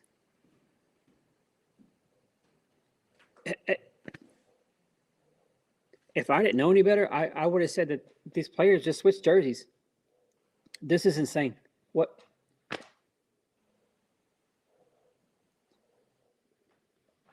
(31-3) Indiana over Alabama in college football. This is nuts. Who had this on their bingo card? Nobody.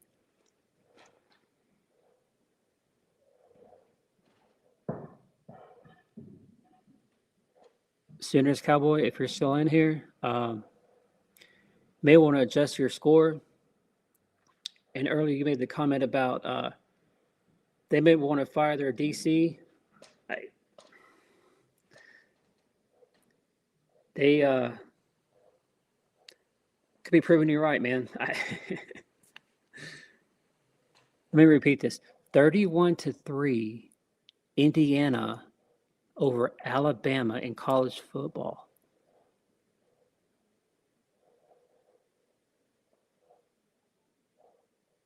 What the hell is going on? This is chaos. This is crazy. Did anybody have this at all in their wildest dreams? Even the Indiana people didn't have this kind of dominance whenever they were thinking about what could happen or what they were hoping would happen. This is nuts. You guys let me know in the comments, what are your thoughts on this? This is even more shocking than Miami beating Ohio State. This is a complete beatdown and embarrassment.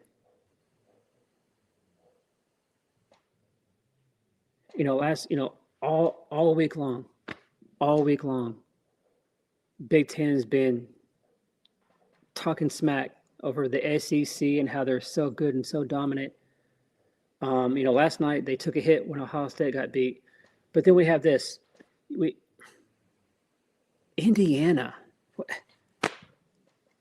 football is dominating Alabama, one of the most successful programs ever in college football, and 31-3. Like I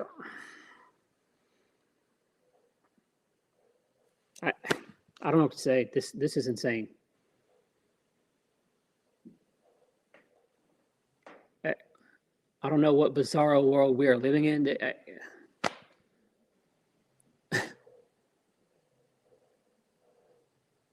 Yeah.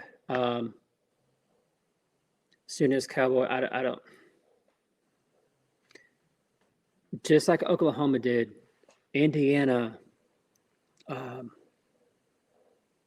got out to a big 17-0 lead. Only difference is Indiana didn't have that fatal interception or completely fall apart. Like they've been dominant from beginning to end. This is by far the shocker of the college football playoffs. I don't care what else happens from here on out. There is not going to be a shocker like this. Now, did some people expect Indiana to win? Yeah, they were a big favorite, which blew my mind. I don't remember I didn't see what it was today, but I know they had Indiana like a 7-point favorite. And I thought that was crazy. I thought that was insane to have Indiana favored like that. So it's a good thing that I'm not a betting man, because I was completely wrong.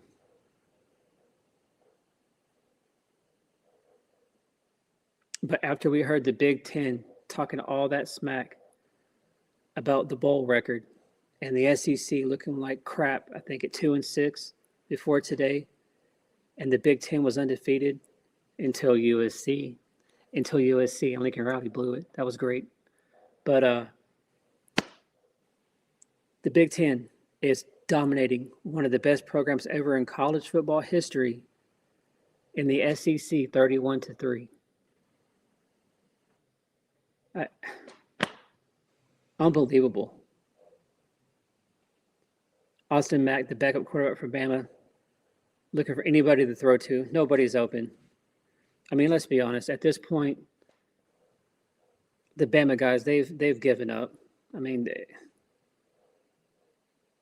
it'd be hard not to. It would.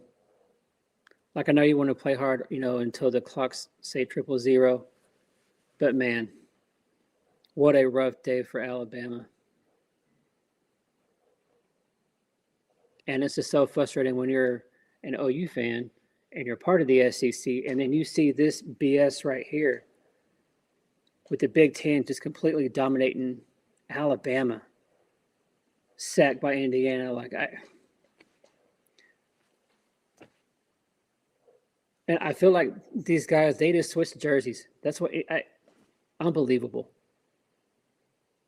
Alabama is getting dominated in every part of the game. They have no answer for anything. Nothing. I mean, let's be honest right here. If Indiana holds on, holds on.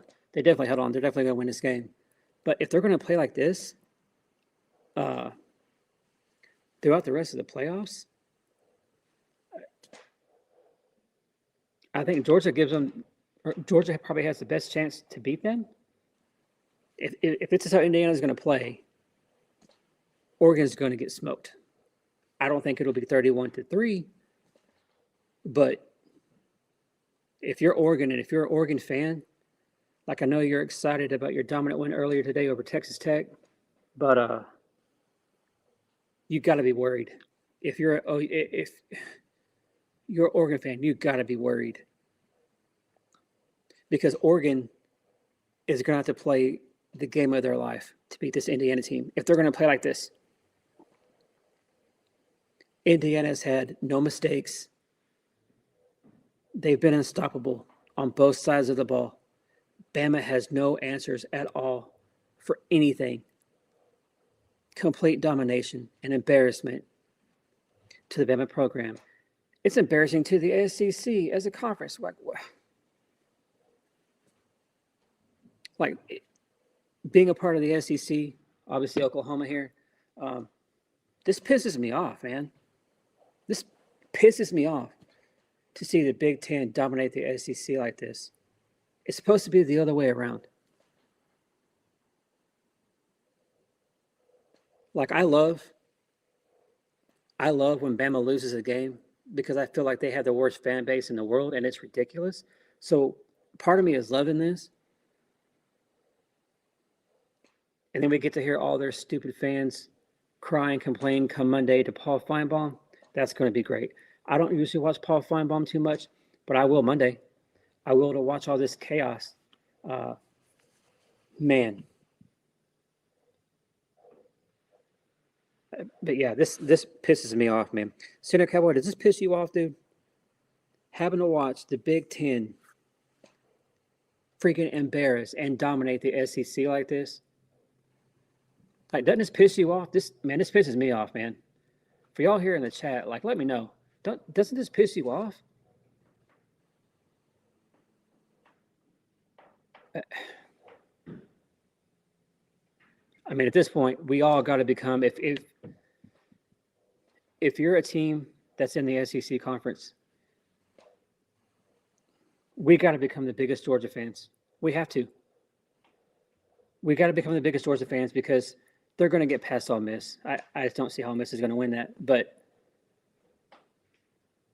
yeah, man, I'm going to become a huge Georgia fan real quick. Now, I would have anyway if they were the last team standing for the SEC, but this right here, man. Yeah, 0-5. Oklahoma, yeah. Yeah. A lot of the losses for BV, embarrassing. The Navy game for sure, that was ridiculous. Kansas, that's so ridiculous that we lost to Kansas. Because we were 7-0, 8-0, whatever it was, and we lose to Kansas. And we were favored by like 30-plus points. It is embarrassing, man. Yeah, us and A&M, only teams to lose at home in CFP so far. So all the haters on Oklahoma national media and just fans across the country, man, until we prove otherwise, we are Choklahoma. And I hate to say that because I'm a diehard Sooner fan. But, man, it's the truth. It is what it is. Now, Sooners Cowboy, I think BV's a good coach. I think there's been a lot of transition. I mean, you got to look. He's had, 3 OC changes since he's been there. So that's tough.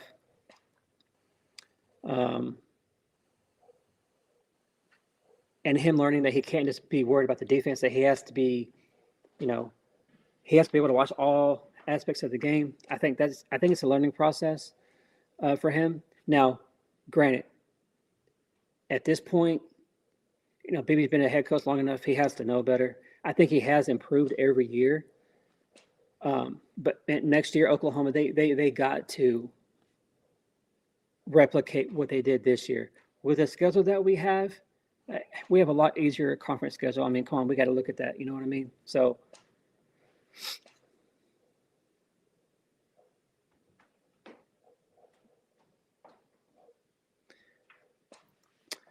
see, I don't know about that, Sooners Cowboy, about him becoming head coach. I feel like it wasn't like he didn't get pursued before he came to Oklahoma. I think he wasn't going to leave just for any program out there. I think Oklahoma was his dream school. Indiana. Sorry to talk about another big play by Indiana. Yeah, Sooners Cowboy, you may want to up your prediction, man. That at this point they may get 45, maybe 50. I don't know. Bama has no answer for anything. But back to BV real quick. when he was hired, I didn't think he was going to leave unless it was Oklahoma. That was his dream school because what they were doing at that point at Clemson, I mean, for him, he was getting paid well. He had great success. So why would he want to leave that unless it was for Oklahoma? You know what I mean? So I get why he became to Oklahoma because it was a dream job. You know what I mean?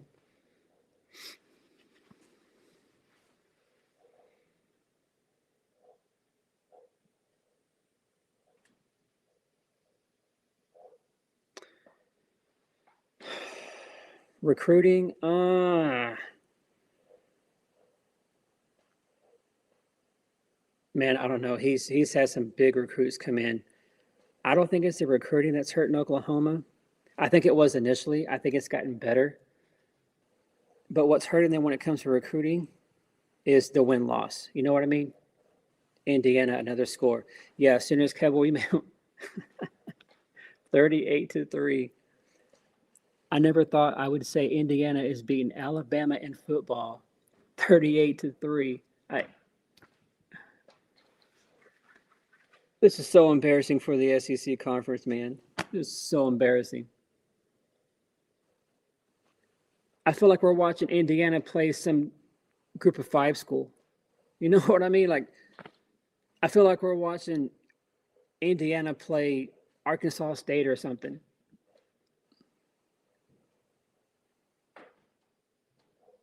Man, I'm going to have to watch all the media, all the reactions, all the crying from the Bama fans, the coaches. Man, they got to answer some tough questions, man.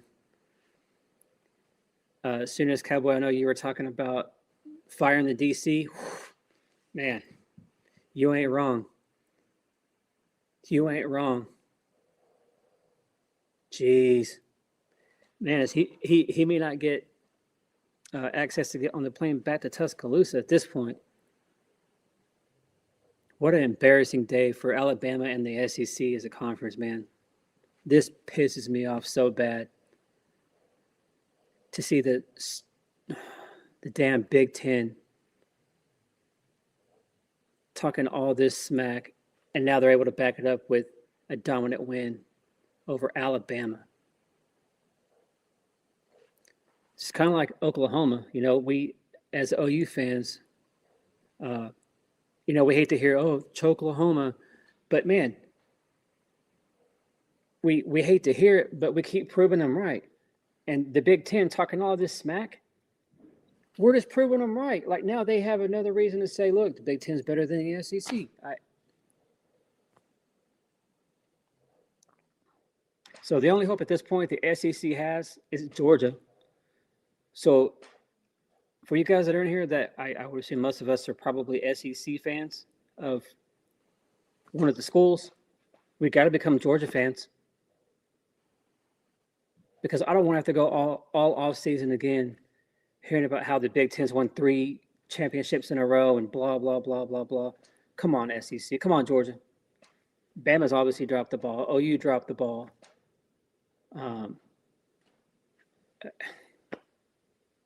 Come on, Georgia.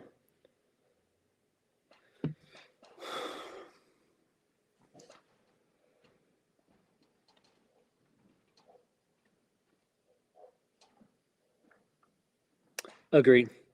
Yeah, if BV was the Bama head coach, for sure, he definitely wouldn't fire the DC. Now, I'm sure there'd be some interesting conversations behind closed doors, you know, or on the way or on the flight back to Tuscaloosa. I would agree with you on that. The whole BV not taking Clemson players, like I get, you know, friendship and loyalty, and I get, you know, they will give you a chance after OU fired you, you know, 15 years ago, whatever it was. But yeah, BV came to Oklahoma. Oklahoma hired him to win games and to get another national title. Not to be friends with your old head coach and, oh, we're friends, so I can't take any of your players. No, man.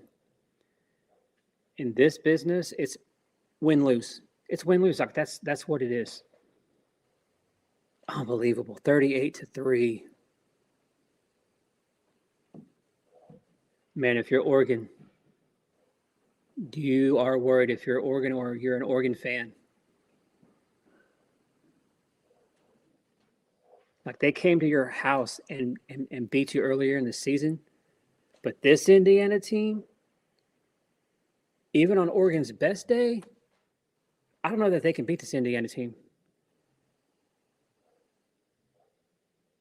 And of all the teams left that would have a legit chance at beating Indiana, to me, I think Georgia has the best odds. Um, Miami, I don't see it with Miami. I don't. With the way that Indiana plays offense and how they're aggressive, I mean, because you saw it in the Ohio State game, Miami has a great defense, but they don't have any depth. They're going to get gassed playing a team like Indiana. They're going to get gassed.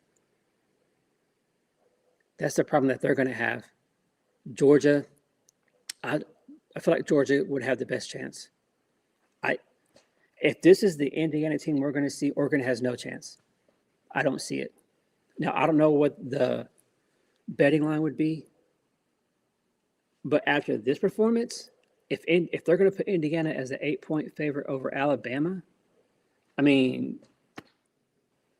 it should be about the same, right? 8-9 point spread for Indiana, and they're going to be the favorite. Oh, wow. That could have been 45-3 real quick. Oh, man. Yeah, if you're an OU fan, watching how bad Alabama is playing and how embarrassing this is, and to know that they went into your house and they came back from a 17-point deficit to beat you, this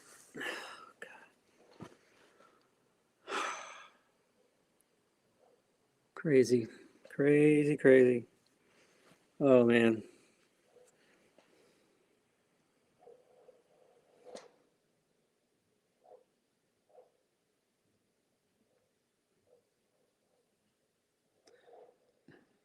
Nine minutes to go in the Rose Bowl.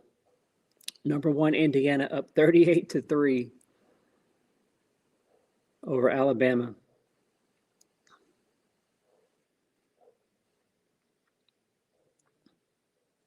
Quarterback looking for anybody to throw to, throws to the running back for no gain. I mean, at this point, Bama's just going through the motions. Like they're just, can we just get this game over with? Can we get this clock to 0-0?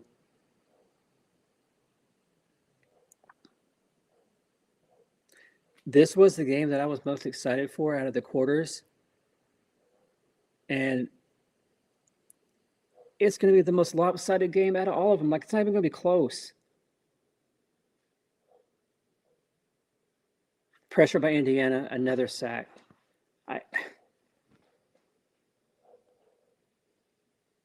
This is crazy.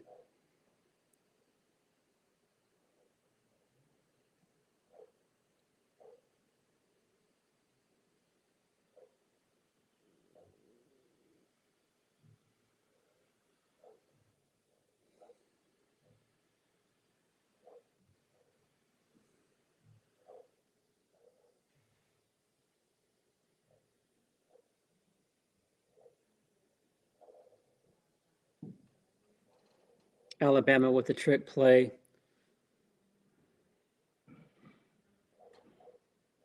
Third and 17, they're going to get 25 yards or so. Trick plays is what it's going to take to get any kind of positive yardage on this Indiana defense. Now, we have seen this before. I mean, back in November against Oklahoma, because Bama couldn't do anything offensively, they resorted to like 4 or 5 of these trick plays. It still didn't matter, but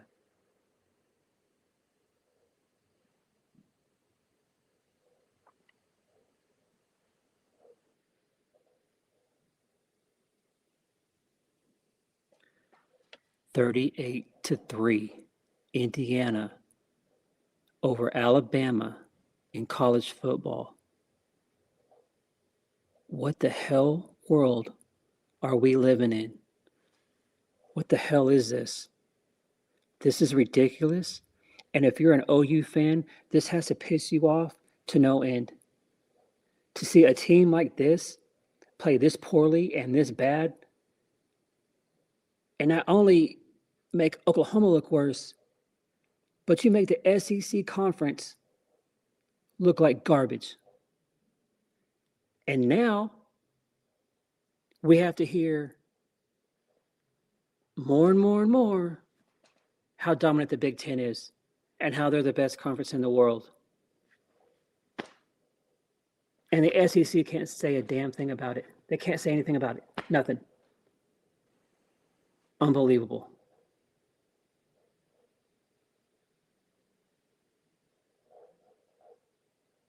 They're the pass out to Ryan Williams, 6-7 yards.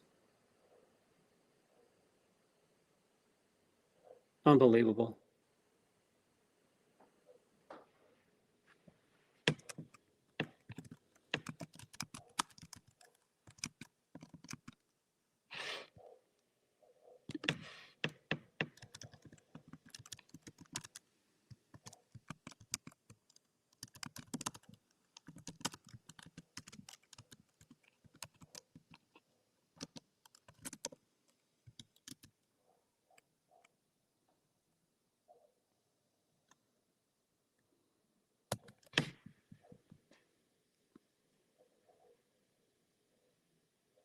This is so embarrassing. So embarrassing for Alabama, but the SEC conference as a whole. Now we got to hear all this BS from the Big Ten about how great they are and how they're the best conference in the world. And what really sucks, what really pisses you off, is that they're proving it against one of the best teams in the SEC, embarrassing you on national TV 38-3. What an embarrassment for this SEC conference. More pressure by Indiana. Bama can't do anything. This is so embarrassing. I feel like I'm watching Indiana play some group of 5 team. Because I wouldn't know the difference, would you? No, you wouldn't.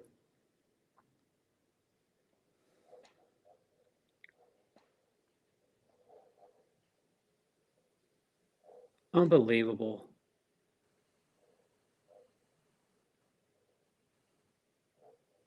Well, after this embarrassment by Bama,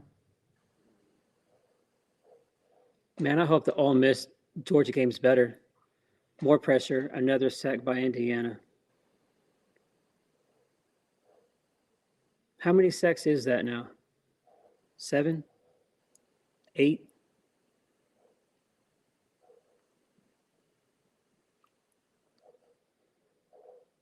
Unbelievable, y'all. Unbelievable.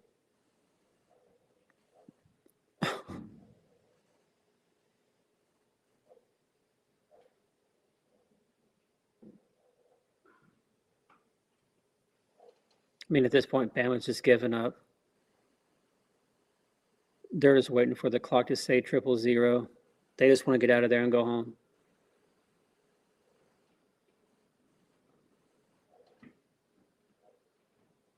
And what's really embarrassing is we're probably going to see Indiana put in all their backups against Alabama in a quarterfinal playoff game. Who ever thought we could say that and it be reality?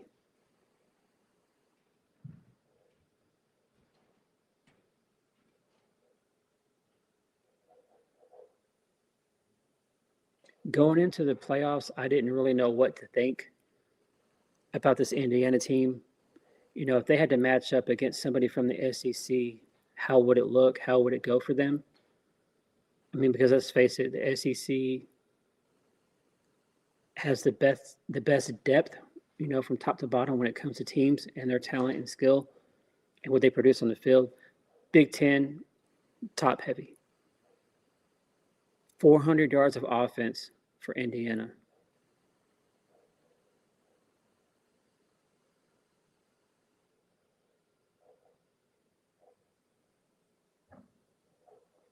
Mendoza on the sideline, smiling, happy. The Heisman Trophy winner, playing like it, looking like it. His team looking like the number one team in the country. And we're probably going to see them put in all their backups because they're beating down Bama so bad. Unbelievable. 4 minutes to go in the fourth quarter. 3rd and 4. Indiana with the ball. Backups in. Still getting first downs. No different. Doesn't matter. Starters, backups, doesn't matter.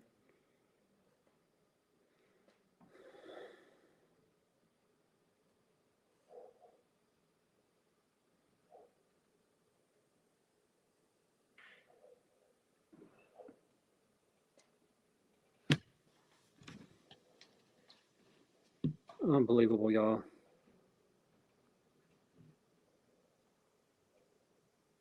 Got to type up something real quick.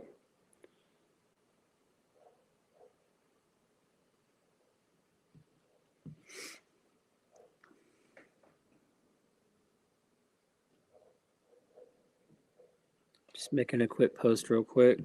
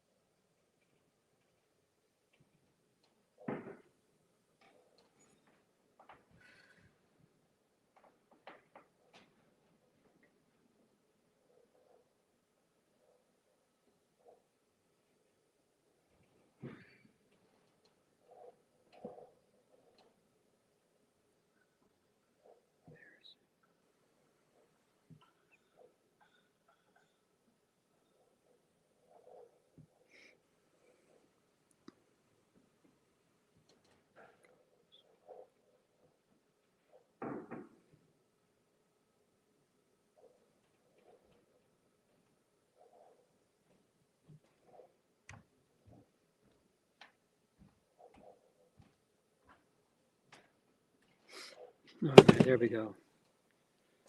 What an embarrassment.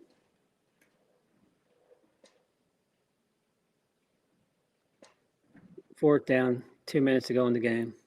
38-3 Indiana. Unbelievable.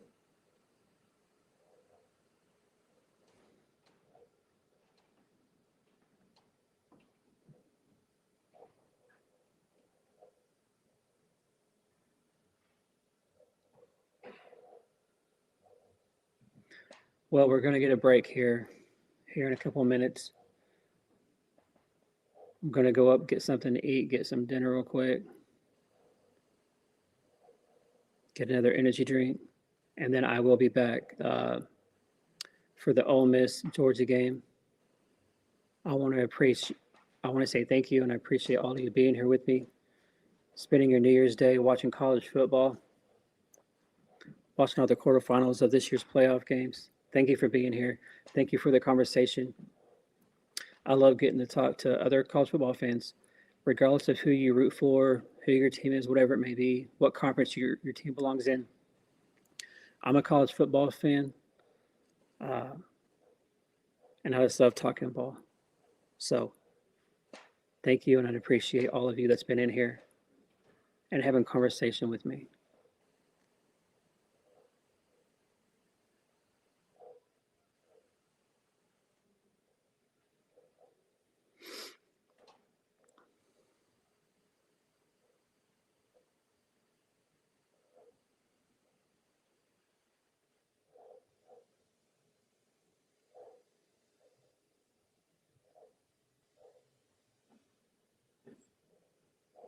Come on, let's get back to the game so that we can finish this embarrassment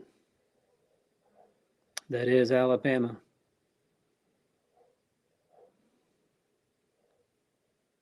Man, all I know is that all the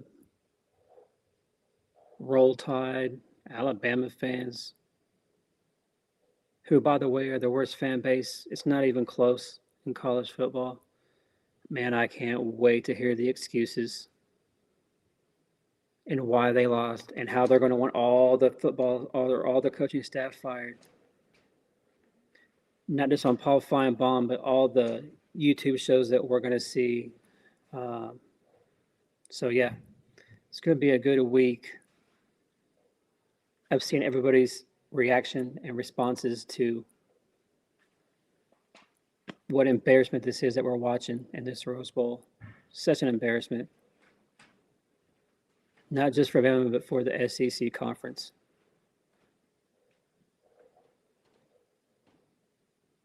And now we get to hear all week from the Big Ten fans, which, hey, they have all the reason in the world because they just backed it up with this embarrassment and beat down of Alabama. So if you're an SEC fan, we all got to become Georgia fans. All of us. I don't want to see the Big Ten win 3 years in a row. I don't want to see it. I mean, hell, obviously I want to see Georgia or somebody from the SEC win. So now we're left with Georgia, Ole Miss. Unfortunately, they got to play each other, so somebody has to lose. But we got to be Georgia fans, y'all. Got to be. They're our last hope to see the SEC get back to where they belong on top of college football. Indiana just walking around, shaking hands, giving high fives, giving hugs. If you didn't know any better, you would have thought that Alabama was a damn group of five school. What an embarrassment. All the backups for in for Indiana, you wouldn't know the difference, whether they were starters or not. You know, Kurt Signetti is very confident, and when he was hired, cocky. But we're going to continue to hear that because he is backing it up, y'all. He is backing it up. Look at the turnaround and look at what he's done coming from D2. In 3 years, look at what he's done. Indiana was a nobody in college football. Nobody. They were nothing. At the bottom of the barrel, a laughing stock. Look at what he's done in 3 years. To go from the laughing stock to getting a Heisman winner to only losing one game last year, and then this year you're going to be moving what? 14-0. Dominating the SEC. Like, what a crazy, this is a Disney movie. What he's done in 3 years, this is a Disney movie. That's what this is. Incredible. And finally, the beatdown, the embarrassment is over. Alabama's going to win 38-3. We'll have a little bit of a break here. So I'm going to get off here for a while, go get something to eat. And I will be back on for the Ole Miss Georgia game. Hopefully it's a great game and it's not a beatdown like this. But I want to thank all of you for being here with me. I love the conversation. I appreciate all of you being here. If you haven't, make sure you like, subscribe, and I will see y'all here in about 45 minutes for the Ole Miss Georgia game. All right, Boomer.